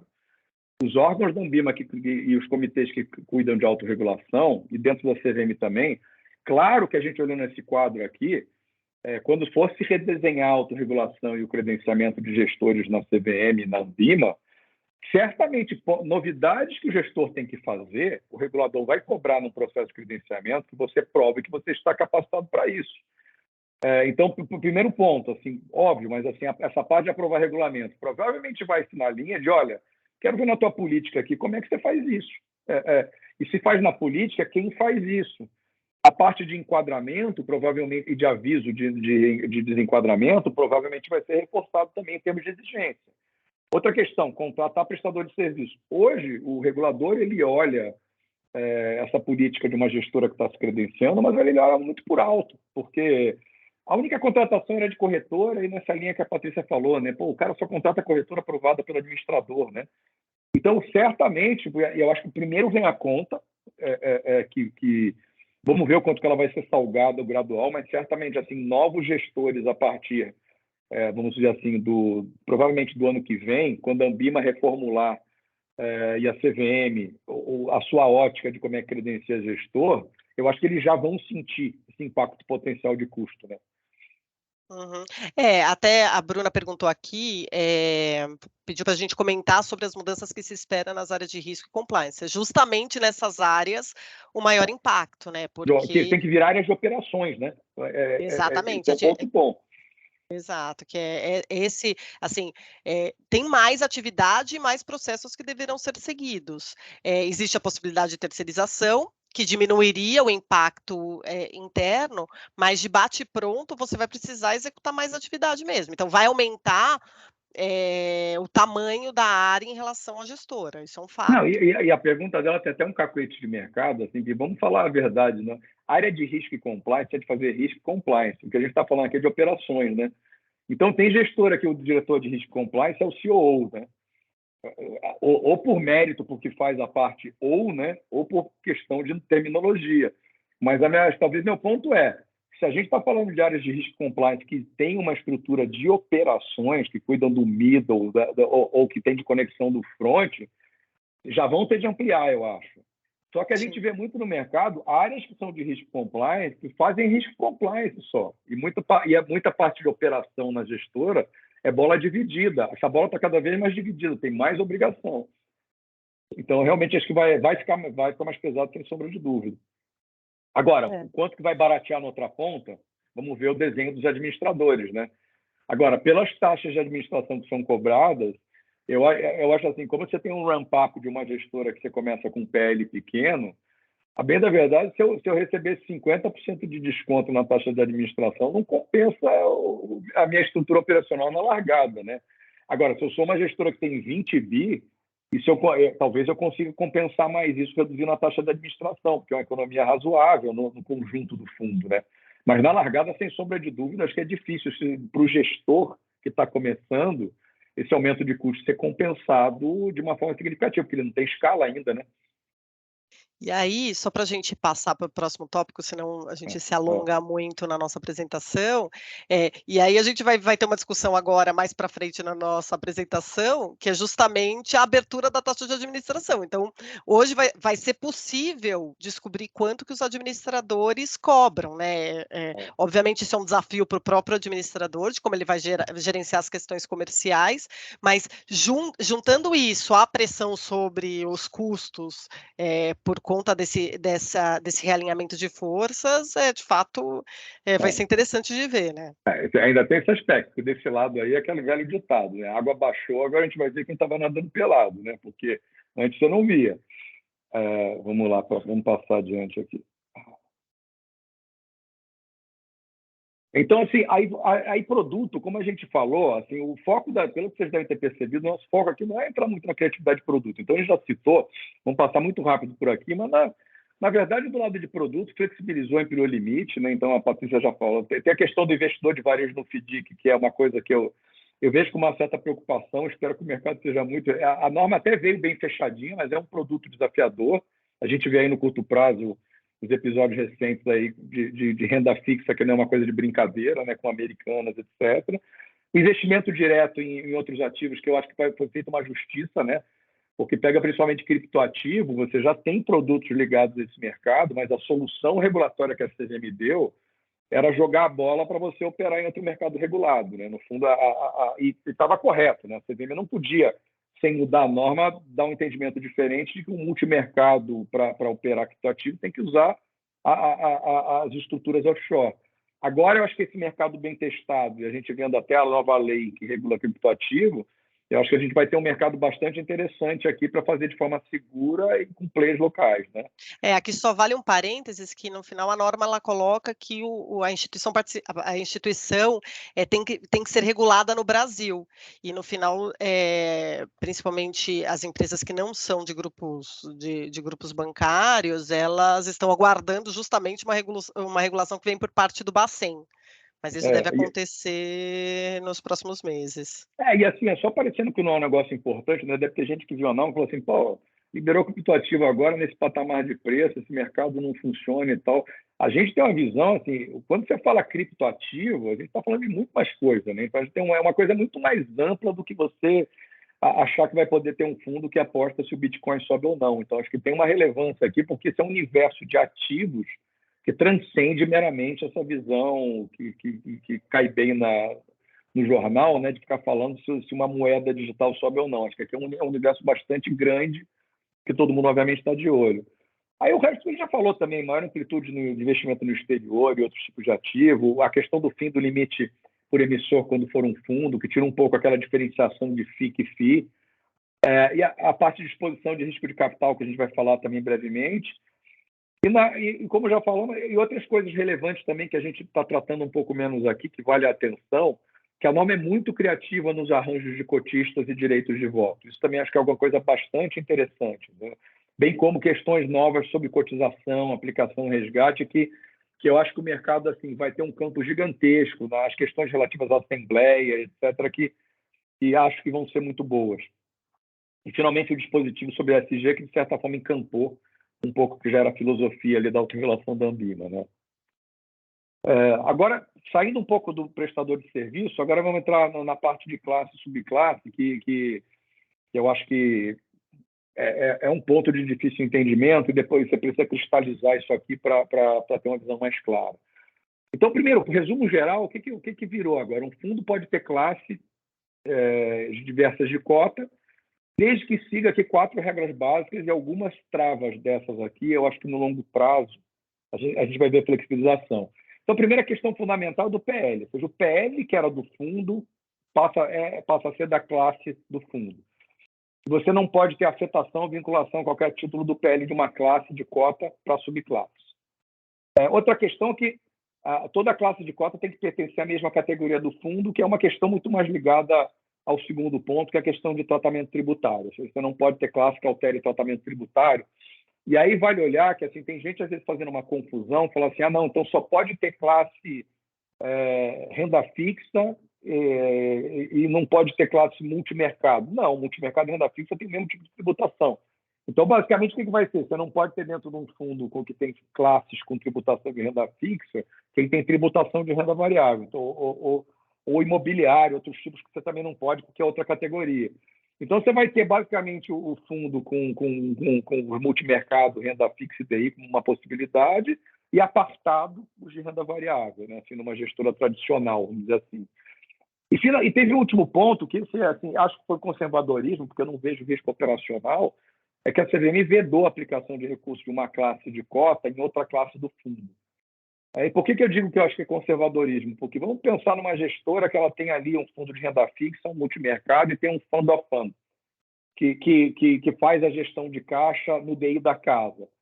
Ela poderia ser uma outra classe de cota, ou seja, você aplica em fundo do mercado e, sei lá, o 10% que tem caixa, eu aplico no fundo, na classe de cota dentro do mesmo fundo, que é da casa. Então, esse é um arranjo que, por exemplo, não vai poder. E aí eu vou ter...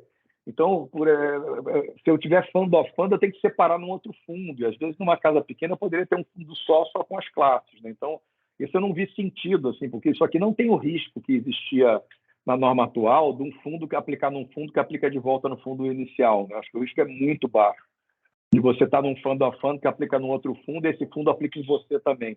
Então, eu acho que esse ponto a CVM foi um pouco conservadora, mas entendo até, mas acho que foi muito conservador. E, finalmente, na parte contábil, que também não é o nosso objetivo aqui ampliar muita discussão, mas o que virou o fundo hoje? Ele virou uma... O mercado tem chamado de casca, né? Mas eu prefiro chamar de um livro, né? Ele virou... O fundo virou um consolidador das despesas em comum que as classes têm. E ele que, vamos dizer assim, virou o contador desse negócio, né? Então, ele faz as contratações, ele faz a organização documental, ele faz a parte de pagamento de despesa, mas o ativo e o passivo está na classe, na subclasse, né? Então, a gente vai ter o balanço do fundo, vai ser um balanço muito esvaziado, até por isso que as questões mais relevantes contábeis vão para a classe e para a subclasse. Aí uma outra questão também, a gente vai, cota agora não vai ser, não é nem cota do fundo, nem necessariamente da classe, né? Um fundo que tem só uma classe vai ter a cota da classe, mas um fundo que tem a subclasse vai ter a cota da subclasse. Então, por quê? Porque existem diferenciações de subclasse de cota que impactam a cota, né? Então, a gente vai ter um mercado que dependendo do desenho, você tem cota na classe ou tem cota na subclasse, pensando do ponto de vista do investidor, né? E dependendo do desenho, vai ter investidor que investe direto na classe, compra aquela cota da classe, ou vai ter fundo que você só compra a subclasse, porque é o teu nicho de investidor, e você compra a cota da subclasse. Aí, o que são as diferenciações aqui? Então, basicamente, a classe vai se diferenciar por ser aberta ou fechada, se é exclusiva ou não, se é previdenciária ou não, se é restrita ou não, e se de responsabilidade limitada ou não. E a subclasse, o que ela muda, na verdade? A subclasse virou o diferencial do perfil do cliente, né? Vamos dizer assim. Vai mudar por público-alvo, por prazo e condição de aplicação de resgate e por taxa. E no caso de classe restrita, você pode até definir que vai ser algo interessante, acho que principalmente em alguns casos em private, por exemplo, quando você montar estruturas para famílias ou para empresas, você pode criar subclasses com direitos econômicos e políticos distintos. Então, eventualmente, uma estrutura de um fundo exclusivo de hoje, de uma família, hoje vai ter uma liberdade muito grande para você definir questões de voto e de direitos para restringir, só o pai manda, o filho pode fazer isso, então, ou numa empresa também. Então, acho que essa parte de direito econômico e político era uma coisa, talvez, até mais particular de FIP, de fundo estruturado, né, de ter mais liberdade em algumas questões relacionadas a voto, etc., elas vieram para o fundo tradicional. Então, acho que para estruturas de wealth management tem um campo gigante para a criatividade. Tá?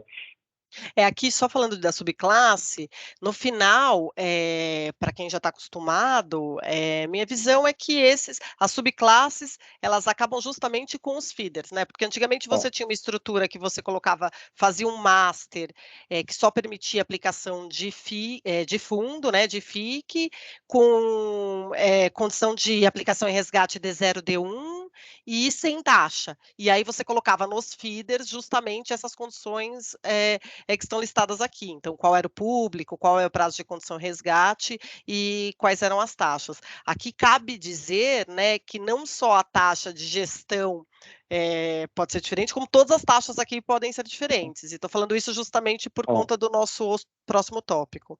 Mas aí tem outro ponto também que eu acho que é legal falar o seguinte: tem uma grande discussão desde que a norma começou, e é bonito falar, não, vai eliminar muito fundo, muita estrutura aqui no Brasil a gente tem que criar para clonar estruturas de distribuição ou fazer coisas parecidas com o que tem lá fora, que aqui a gente não tem como fazer de outro jeito, vamos ter nesses monstros de feeders e fundos, né? E aí a gente fica se perguntando assim, vai diminuir o número de fundos no Brasil? Talvez vai diminuir, isso vai virar classe e subclasse, né? E aí a gente está discutindo muito assim, qual que é a economia de grana que a gente vai ter na questão de diminuir o número de fundos, né? Aí a gente se pergunta, assim, na parte de taxa de registro, eu acho que não tem Papai Noel, né? Então, assim, se a gente lembrar que fundo paga taxa ou paga conta CETIP ou custos operacionais que ele tem junto CVM e Ambima, eu não vejo um cenário que regulador ou quem é player de mercado vai abrir mão de receita. Então, talvez as taxas cobradas de fundo hoje vão ser redistribuídas e reequacionadas entre fundo, classe e subclasse, né?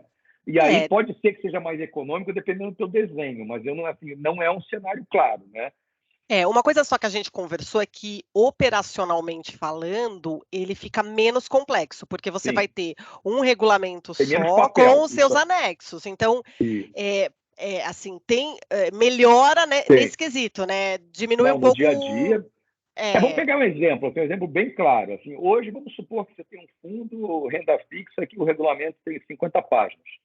E aí você vai criar um outro produto que ele é muito parecido com esse em termos de estrutura, mas, sei lá, muda só a política de investimento.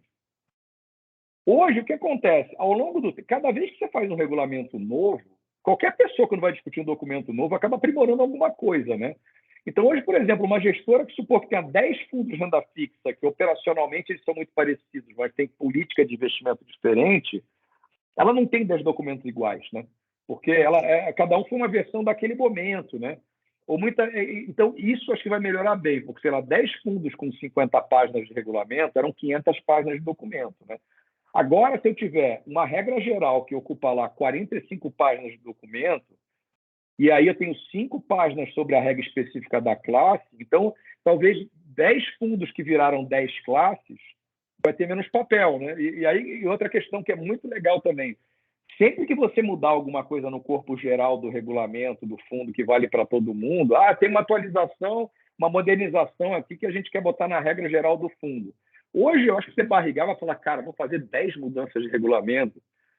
Pô, deixa do jeito que estava ali e tal. Essa nova versão do regulamento é boa, mas vai. Então, no fundo, assim, a gente tinha um pretenso ganho de escala em regulamento. Agora, acho que nesse ponto, assim, a gente talvez vai economizar de advogado e de reunião de produto, né? Exato. É do tempo do compliance, na verdade. Exato. Até compliance assim, idem, fazer leitura de regulamento para botar em sistema para definir enquadramento. Facilitou bastante. Então, eu acho que assim, dentro da gestora ou do administrador tem uma economia de trabalho. Agora, a minha dúvida é realmente assim, aquele custo que está carimbado no fundo, assim, auditor vai querer ganhar menos ou ele vai redistribuir o custo em função de classe e subclasse? Assim, eu não estou vendo do lado do entidade de classe, regulador, prestador de serviço de auditoria, de rating, etc., assim, eu não estou vendo caridade aqui. Então, assim, eu tenho dúvida de como é que vai ser essa reprecificação nesse custo do fundo. Né? Uhum. Antes da gente passar para o próximo assunto, o Rogério perguntou se pode agrupar os feeders, mas não o master, certo? Na verdade, Rogério, o que é a minha visão? Do que eu tive de experiência. Então, os feeders, eles, na verdade, ficariam debaixo de uma única classe, e tendo um monte de subclasse, né? com características diferentes. Aí, o master, se você tem mais de um master, porque quer exatamente a mesma estratégia, mas com alavancagem diferente, por exemplo, isso vai ser em classes. Então, vão ser classes diferentes. Né? Então, como que eu visualizo que ficaria a documentação? Você vai ter lá um regulamento de fundo que vai falar sobre a base do que é o produto. Aí você vai ter um anexo classe e um adendo do anexo, né, que eu acho que é como a norma chama, falando de cada uma das subclasses. Então, aí quando você trata da classe, você trata sobre as questões que estão colocadas aqui, e justamente o que era o master, e na subclasse você vai tratar as condições comerciais e público-alvo, assim, falando de uma maneira mais simples. Mas você está pensando numa forma assim, você não pensou em dar no próximo ponto da gente que embola o meio de campo, que é remuneração. Exato. Isso que ela, e aí assim, passando para o próximo, para falar disso... Só porque tem mais uma questão aqui do Fábio, que ele fala assim, como fica as diferenças de subclasse para investidor público em geral e QI profissional? Minha visão fica na subclasse, porque você pode definir o público-alvo aqui. Se você agora, tiver uma mudança do próximo ponto, né? Mas se você tiver uma mudança de política de investimento em função do público-alvo, aí fica na classe e não mais na subclasse. Alguns desenhos, assim, alguns desenhos mais enxutos podem parar na classe, né? Mas eu acho que você vai ter uma proliferação. O que a gente vê de proliferação de fundo hoje vai ter proliferação de subclasse, né? Algumas coisas por uma questão justa e outras coisas por, acho que assim, o mercado tentar superar esse slide aqui. Assim, então, pegar um ponto que agora, que esse acho que é a grande discussão do mercado agora, vai ter a discussão estratégica. Então, primeiro ponto, a CVM segregou taxa. Então, vamos comparar o mercado de hoje. Hoje, o fundo tem lá a taxa de administração que paga o prestador de serviço que é contratado pelo administrador. Então, no fundo, a lógica da CVM foi quem tem que prover o fundo administrador, se ele contratar um terceiro para fazer um papel de gestão de distribuição, tira do bolso dele. O investidor paga uma conta só. Meio conta de restaurante, né? Você tem 10 pessoas na mesa, o garçom traz uma conta, vocês definem como vai pagar. Essa foi a lógica do mercado até hoje. Agora não, agora virou aquela conta de restaurante que você tem que falar o que cada um vai pagar para ter boletos diferentes. Então, a taxa de administração, gestão e distribuição vão estar explicitadas de forma transparente. Aí, mas distribuição não é uma só, por isso que você falou que é uma taxa máxima teórica, então, mas tem que estar lá. E o que começa a implicação? Primeiro, que a gente viu que começa a ficar mais transparente quanto cada um paga de administração e gestão. Isso é o óbvio, né? Também fica mais transparente uma taxa potencial de distribuição. Pô, mas é máxima só, né? Máxima não dá transparência, né? Mas aí tem outras questões que geram um gatilho interessante. Assim, que a minha primeira leitura sobre a questão da distribuição era assim, pô, o mercado de distribuição ampla que não quer dar transparência, se o meu fundo tem taxa, vamos supor, o fundo de taxa 2 hoje, vamos supor que ele passar a ter taxa de gestão 1 e taxa de administração 0,10, eu falaria que a minha taxa de distribuição máxima é 0,9. Por quê? Porque vira aquela questão competitiva, né? Eu falo assim, pô, se eu botar honestamente qual que é o maior rebate, todo mundo quer o maior rebate, né? Então eu boto 0,9 e falo para todo mundo assim, não, eu não pago 0,9 para ninguém, é teórica, pode chegar, etc e tal. Então eu achava que, sei lá, o mercado ia falar que a taxa máxima era 2, né? Só que acontece, a partir do momento que a CVM me deixou mais clara que as taxas são totalmente estanques, porque uma primeira leitura do mercado também podia ser, vai estampar a taxa de administração, gestão e distribuição, mas isso é meio teórico, né? Porque eu vou otimizar a distribuição como eu faço hoje, para quem eu pago menos rebate, eu recebo mais taxa, né? Porque não vai para o bolso do distribuidor, mas cada vez mais a CVM tem deixado claro as leituras que não são vasos comunicantes. Então, esse é o primeiro ponto para o mercado olhar. Isso, na verdade, é que acaba tendo uma implicação muito grande na contratação comercial mesmo, né? No acordo comercial que você vai ter com os distribuidores, porque como antes ficava tudo dentro da taxa de gestão, e era que na verdade a gente chamava de taxa de administração, né? Era tudo uma taxa só.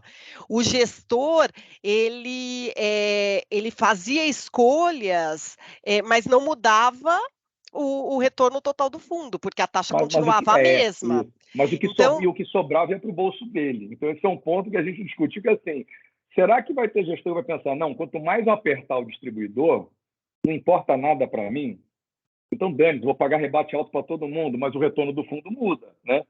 Então, exato. E se você tiver diferentes, né? O que eu acho que foi outra coisa que a gente falou. Bom, a gente pensou aqui e falou, olha, bem possível que tenha uma subclasse para cada distribuidor que tenha condição comercial diferente. Só que na ponta, o investidor final vai olhar e vai falar assim, olha, então, se eu investir pelo distribuidor A, o meu retorno do fundo está tanto, e pelo distribuidor B, o retorno do fundo está diferente. Então, não, e complementando, lembrando do diabo agora da transparência, é que tudo isso vai estar no regulamento do fundo, ou da classe, ou da subclasse, chamando lá os nomes deles lá. E esses dados são públicos e vão estar lá no site do gestor. Então, vou pegar uma hipótese assim, sou um gestor de multimercado, eu fiz isso que a Patrícia falou. Eu tenho uma ampla rede de distribuição, eu não quero mudar isso, então meu fundo vai passar a ter uma classe e vai ter 50 subclasses. Cada subclasse é uma corretora, um distribuidor. E aí eu tenho lá desde o cara que eu pago 0 até o cara que eu pago 50%. Eu vou poder acessar esse documento agora, né? Essa é uma questão bastante delicada, né? Ou seja, eu vou botar em todos os documentos de subclasse aqui o rebate máximo. Então, vamos ver como é que a CVM aperta, né? Porque imagina que eu tenho 50 subclasses, uma que paga 0, outra que paga 50%. Em todas vai estar falando que a taxa máxima de distribuição é 50%, que é 1%. E é o pior, porque quando você for olhar o retorno do fundo, isso vai ficar claro. Então, exatamente. Outro ponto, imagina entre que você distribuidores você vai ter, você não tem retorno diferente hoje, você tem receita diferente para a gestora, né? Esse é um ponto. Agora a gente vai ter, não, eu consigo equacionar o desenho, tudo bem, mas agora o impacto é direto no bolso de cada um dos cotistas, entendeu? Cobrado dele. Ou eu vou criar fundos com taxas de gestão diferentes para compensar isso, para ficar no meu bolso. Começa a ficar uma coisa bastante complexa, né? Então, eu vou ter dentro de um fundo uma subclasse com taxa de administração 2, taxa de gestão 2 e taxa de distribuição máxima 0,9, que não faz sentido, né? Você não está cobrando isso. E no outro fundo, você vai ter a taxa de gestão 1, com taxa máxima de distribuição 1 também. Então, esse acho que é o grande debate do mercado, que está muito truncado.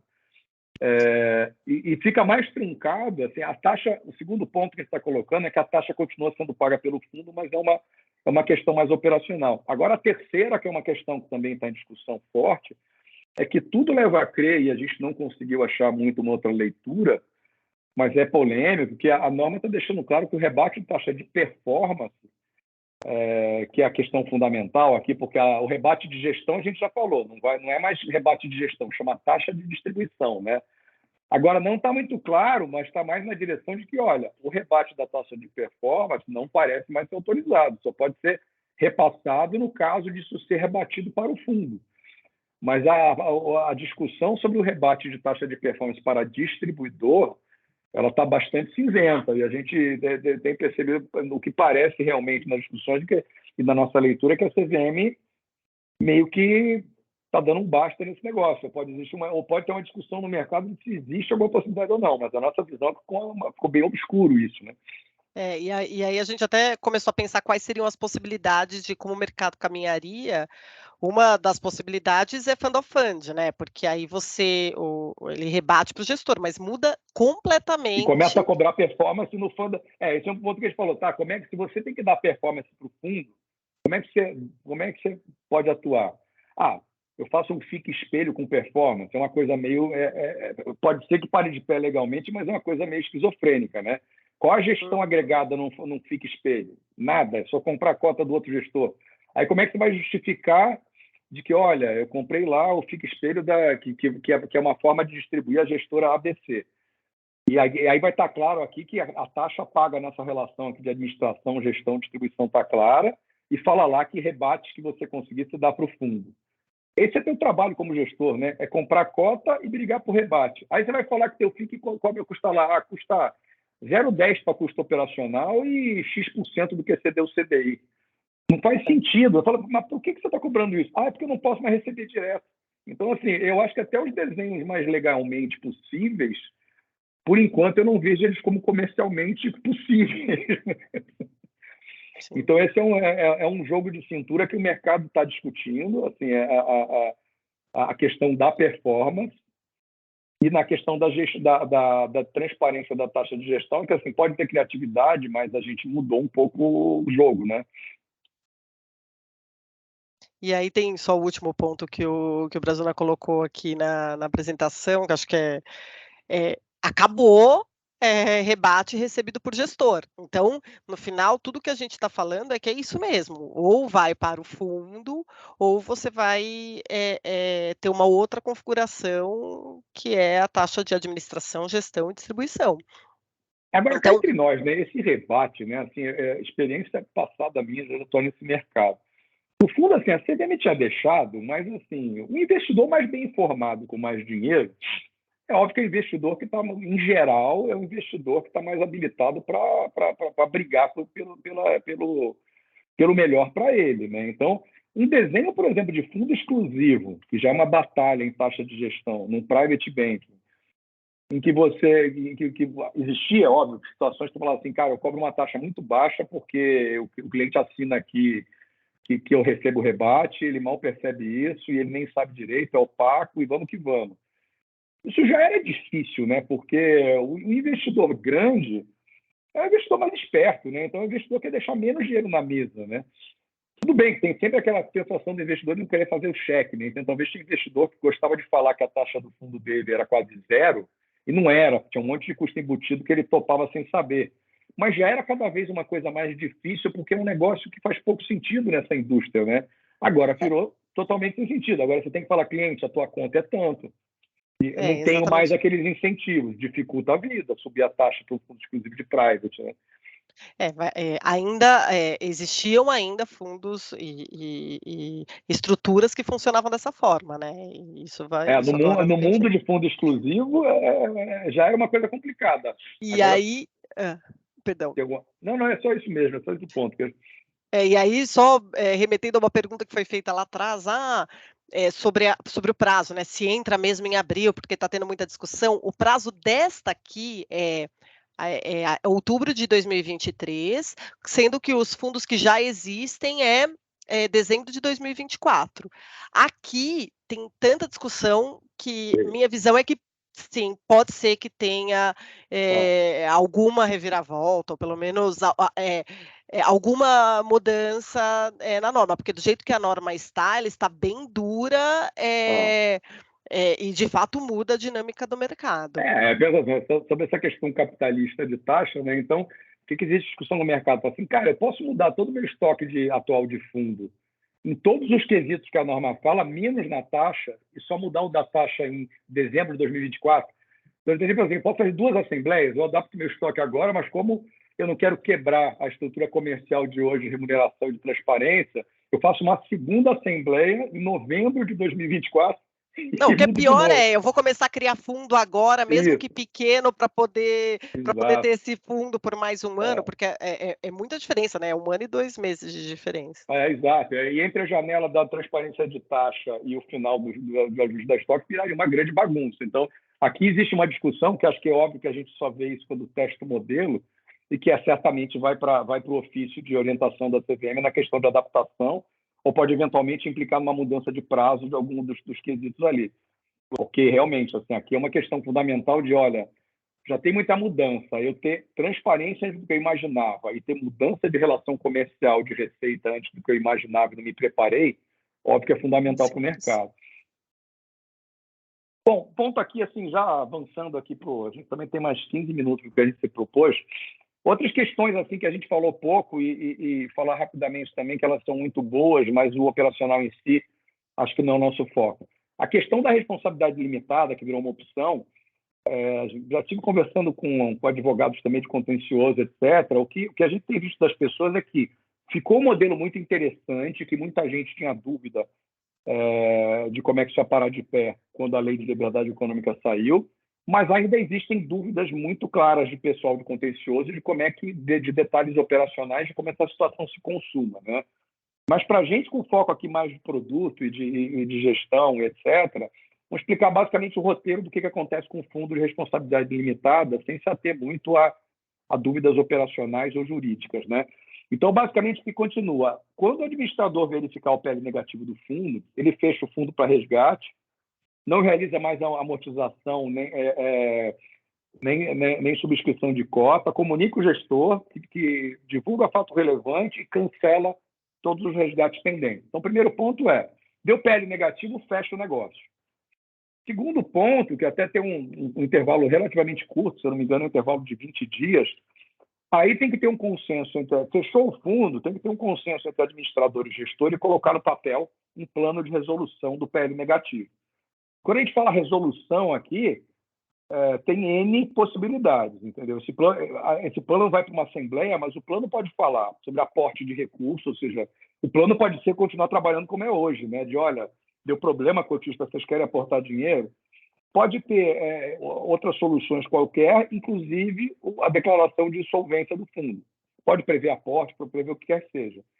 Esse processo é um processo que vai para a Assembleia, pode ser até interrompido no meio do caminho, na execução do plano, se houver alguma reversão. Então, vamos supor que era um fundo de crédito, tinha lá uma concentração enorme em diversos players que pararam de pagar, e ficou negativo, e aí você, quando chamou a Assembleia, definiu, não, vamos fazer tal coisa. Vai que depois dá milagre e começa a surgir valor na caixa, não quer dizer que aquilo que estava escrito em pedra. Então, pode se interromper esse processo. E um ponto relevante, assim, que administrativamente falando, é que ter problema de insolvência não dá para um administrador passar a batata quente para outro. Então, o cotista pode decidir a Assembleia mudar administrador, mas o administrador ele não pode renunciar à administração do fundo, ele tem que cuidar daquilo ali. Claro que, naturalmente, a gente sabe, fundos que às vezes têm problemas, eles acabam indo, até por uma questão de custo, né? Quando o fundo começa a virar uma espécie de massa falida, né? Vamos dizer assim, os cotistas podem levar para um administrador mais especializado, que vai dar mais atenção no dia a dia para aquele problema, mas o administrador em si não pode se livrar do problema por vontade própria, né? Então, é um ciclo que acho que vamos ver o quanto que a gente testa isso, né? Espero que a gente demore um pouco para testar, mas quando testar a gente vai ver a efetividade desse negócio. E, finalmente, a parte de exposição de capital, o que era inicialmente a ideia da CVM na audiência? A CVM tinha proposto uma discussão sobre limitação de alavancagem, né? E o resultado, como a gente conhece na história do mercado há décadas, é que você botar os 10 melhores risk managers do mercado numa sala trancada e falar que eles só saem dali quando eles chegarem num consenso sobre o que é alavancagem, a gente sabe que a gente vai abrir a porta 2 anos depois e eles não vão ter chegado a um consenso ainda, né? Então, eu acho que habilidosamente, como sempre foi uma solução que o mercado utilizou para diversas questões ligadas a isso, a norma foi uma questão de limite de margem, né? E que existem discussões aqui que acho que algumas categorias de fundo, algumas estratégias como long e short, precisam ser equacionadas aqui nesse limite porque estoura. Mas eu acho que em termos de transparência, foi uma questão interessante para o investidor. Se o investidor vai entender ou não, a gente vai entender com o tempo. Se isso aqui vai gerar alguma diferenciação de branding ou de métrica de risco para a rede de distribuição comparar a fundo, vamos ver com o tempo também. Mas foi um primeiro passo dado para tentar, entre aspas, padronizar risco de fundo, né? Assim, só primeiro falando a respeito do long short, numa live que a CVM e a Ambima fizeram há 2 semanas, o Maeda já colocou que esse era um outro ponto que eles iriam fazer a correção, que de fato não fazia sentido da forma como estava. Então, a questão do long short acho que vai ser tratada em breve pela CVM. E o outro ponto é que, assim, essa discussão de longa data, né, do limite de alavancagem, porque primeiro é que as estruturas aqui no Brasil são diferentes das estruturas lá fora, né? Então, lá fora, você mede a alavancagem pelo quanto você tem diretamente, pelo quanto seu prime broker, por exemplo, Aqui dá está de parecendo, é alavancagem. tudo B3, é tudo igual, né? Mas não é bem assim o negócio. Exato. Exato. E aí, quando você trata de margem, pelo menos fica muito claro qual é o conceito. Um ponto que a gente discutiu aqui internamente, que eu honestamente não vejo um super problema, mas que pode ter uma discussão, é justamente sobre o modelo, né? Porque, bom, o modelo da B3 é bastante consolidado, o core lá, ele existe há bastante tempo, e eu mesmo para todos os players. Mas quando você vai falar de balcão ou até dos investimentos no exterior, que também tem seus modelos de chamada de margem, isso muda bastante. Então, tem métrica diferente. Será que o mercado vai medir a eficiência disso? Fala, pô, esse gestor aqui ele é mais atento a isso, ele botou um limite mais baixo e ele tem a mesma estratégia que um outro gestor que botou um limite alto. Essa é uma boa dúvida que eu acho que isso aqui vai tender a ser aquela coisa que todo mundo bota o máximo, né? Mas mesmo dentro do máximo, será que de alguma forma alguém fala assim, não, vamos botar mais baixo aqui ou vamos medir a eficiência de outra forma? Pode ser uma discussão no longo prazo, né? De dar mais transparência não só para o limite, mas para o uso. Mas aí falar do uso tem uma questão estratégica, né? Que o gestor vai falar, pô, eu não quero entregar aqui o quanto eu estou usando, né? Sendo por ineficiência ou por excesso de risco, né? Então é uma discussão boa. Não, e tem uma outra coisa que, assim, existe uma nova restrição, era uma restrição que não existia antes, muitos no mercado colocavam lá 999% de limite de alavancagem, ou seja, nada, e agora você tem um limite para a sua classe, né, que E nas outras métricas de risco também fica muito pouco claro você entender isso. Agora aqui não, ó, é o limite de quanto você pode perder no bolso aqui, teórico, né? Será que isso vai virar um velocímetro? Eu acho que no início não, mas eu também não duvido que possa ser uma informação relevante para locadores mais profissionais olharem, né, no longo prazo. Uhum. E, finalmente, assim, um último ponto, assim, depois a gente abre para os finais de pergunta, é que a CVM incorporou um capítulo que estava sendo discutido para a questão de fundo imobiliário, que é um produto que acho que tem aí uma popularidade enorme de investidores que estão muito ativos em blog, chat e rede social. Existiu uma discussão muito grande sobre isso, e é um produto que, óbvio, não mexe com tijolo ou mesmo crédito. Tinha uma discussão muito grande sobre o uso de informação relevante desse tipo de fundo transacionado em bolsa, muito transacionado, sobre distorções ou mau uso de informação relevante, né? Óbvio que uma coisa está ligada à outra, né? Você sempre, quando tinha uma distorção, alguém podia se aproveitar de uma informação relevante e fundo imobiliário, durante algum tempo, foi um produto de indústria de boato, né? Em diversos episódios. Então, a CVM incorporou para dentro da norma um capítulo sobre mau uso de informação relevante, focado em fundo fechado, vamos dizer assim, negociado de uma forma geral. E eu achei assim, não é obrigatório para quem faz um fundo aberto, não.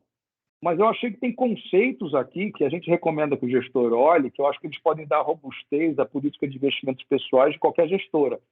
Ele tem uma questão da definição de quem são os personagens envolvidos no fundo de investimento e de situações de prenúncio de ilícito, que eu acho que vale incorporar numa política de investimentos pessoais ou adaptar, mesmo se você não atua com fundo imobiliário, por exemplo. E uma novidade que eu acho que eles criaram, que também acho que vale muito para tudo, é que ela dá a possibilidade ali, ou você criar um plano que tem vedações mesmo, ou você criar uma liberdade que é, olha, o sujeito pode ser o gestor do fundo imobiliário e não está proibido de aplicar e resgatar no fundo dele, mas eu quero que você predate isso, né? Então, ele criou a possibilidade de falar, olha, o gestor pode comprar o fundo e vender isso dele mesmo, só que desde que para não virar bagunça, você cria um plano individual prévio de investimento e desinvestimento, formalizado, por escrito, que, se está pré-definido, pode ter uma coincidência de uma situação que ele aplicou e ter uma suspeita de insider, entre aspas, mas se for pré-definido, a gente afasta essa hipótese.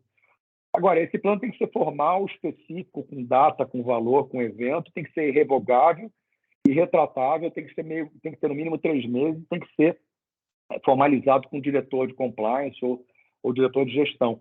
Então, aqui acho que cabe uma sugestão para as políticas de investimento pessoal de qualquer gestora. Eu acho que isso é um modelo interessante. Até já vi algumas discussões por aí, falando assim, pô, mas é só fundo fechado, legal, mas tem fundos abertos que têm ativos que também podem ser objeto aí de suspeita de mau uso de informação relevante, né? Então, eu acredito que isso aqui é uma coisa que, talvez por autorregulação, por espontaneidade, eu recomendo que as pessoas tentem olhar essas boas ideias aqui, independente de estar atuando com fundo imobiliário ou não. Tá? Basicamente era isso. Acho que até cumprimos bem o nosso cronograma. Vamos abrir um pouco agora para perguntas e respostas. O nosso objetivo era colocar muito mais luz nos impactos das estruturas, né, da estrutura do gestor, das estruturas de fundo em si, e não do produto. Até respondi, acho que a Bruna que perguntou uma questão específica de FDIC. Nosso objetivo nessa conversa não é entrar tanto no detalhe do produto, e uma coisa que a gente conversou até antes de entrar aqui foi que tem muito assunto e muito impacto e tem muito detalhe para ser olhado né, nas próximas semanas, meses e até no próximo ano. Então, nossa ideia essa aqui inicial era justamente focar no, olha, temos uma nova norma que tem um impacto relevante para gestor, administrador, participantes do mercado, que tem um impacto relevante até nas relações comerciais entre esses participantes e na estrutura do fundo. E a outra coisa que acho que o José Brazuna, ele confirmou várias vezes, né, disse várias vezes, é que tem muita oportunidade para o desenvolvimento e evolução da indústria de fundos aqui, que assim, a gente enxerga com bons olhos. Então, esse é o ponto. Mas o nosso foco realmente era, primeiro, falar assim, vamos olhar primeiro o seu negócio, né? Olha o teu negócio presente ou futuro. É muito legal ver, assim, é um drama que a gente vive assim, pô, 2025 vai ser um ano que vai ser um tesão em termos de produto, né? Se o Brasil estiver bem, o mundo também, a gente vai ter uma criatividade gigante. Mas a nossa questão é assim, como é que você chega em dezembro de 2024 e se apropria dessas vantagens, vamos dizer assim, vai pegar 2024 como uma base, que é quando tudo tá na nova norma. Você que é gestor ou administrador, como é que você vai chegar com o teu business em dezembro de 2024? Né? Quem já está estabelecido, quem é mais gestor, está olhando mais o produto, ok, mas olha o teu negócio. Né? Isso acho que é uma coisa bastante relevante que a gente tem preocupação. E até assim, já adiantando, a gente está até agendando futuramente uma outra live com o pessoal da Ambima, e também o nosso foco não vai ser, pode até ter alguma novidade desses assuntos pontuais que a gente está vendo da norma, mas o que a gente quer fazer é uma discussão muito calcada em como é que vocês estão vendo o futuro do mercado, né? Em termos de players, de obrigações e para onde a gente vai em termos de risco, retorno e desenho do negócio, né? Isso que eu acho que é um grande recado, e a gente até gostaria, assim, quem está presente aqui, principalmente, óbvio, podem ser outros prestadores, mas principalmente gestores e administradores que estão com essa pulga atrás da orelha aí de por onde ir, a gente deixa em aberto aqui para entrar em contato com a gente, porque a gente gostaria de ter conversas individuais mais focadas com diversas instituições, porque acho que é disso que a gente vai criar uma ideia geral de para onde o mercado vai, né? Então, a gente fica em aberto aí tanto para ajudar vocês a pensar ou tentar responder as agonias que vocês estão vivendo de o que fazer com o seu negócio, para ver se a gente entende o mercado como um todo. Tá? Pelo que eu estou vendo aqui, no final a gente acabou colocando as perguntas ao longo da apresentação. Então a gente não tem nenhuma pergunta. Eu reforço que a gente vai deixar essa live e a apresentação disponível nas nossas redes sociais e no nosso site, então vocês vão ter essa informação lá. Provavelmente na segunda-feira, que ainda tem que editar e tal, segunda deve estar lá. E reforçando o que o José Brazona disse, a gente está à disposição.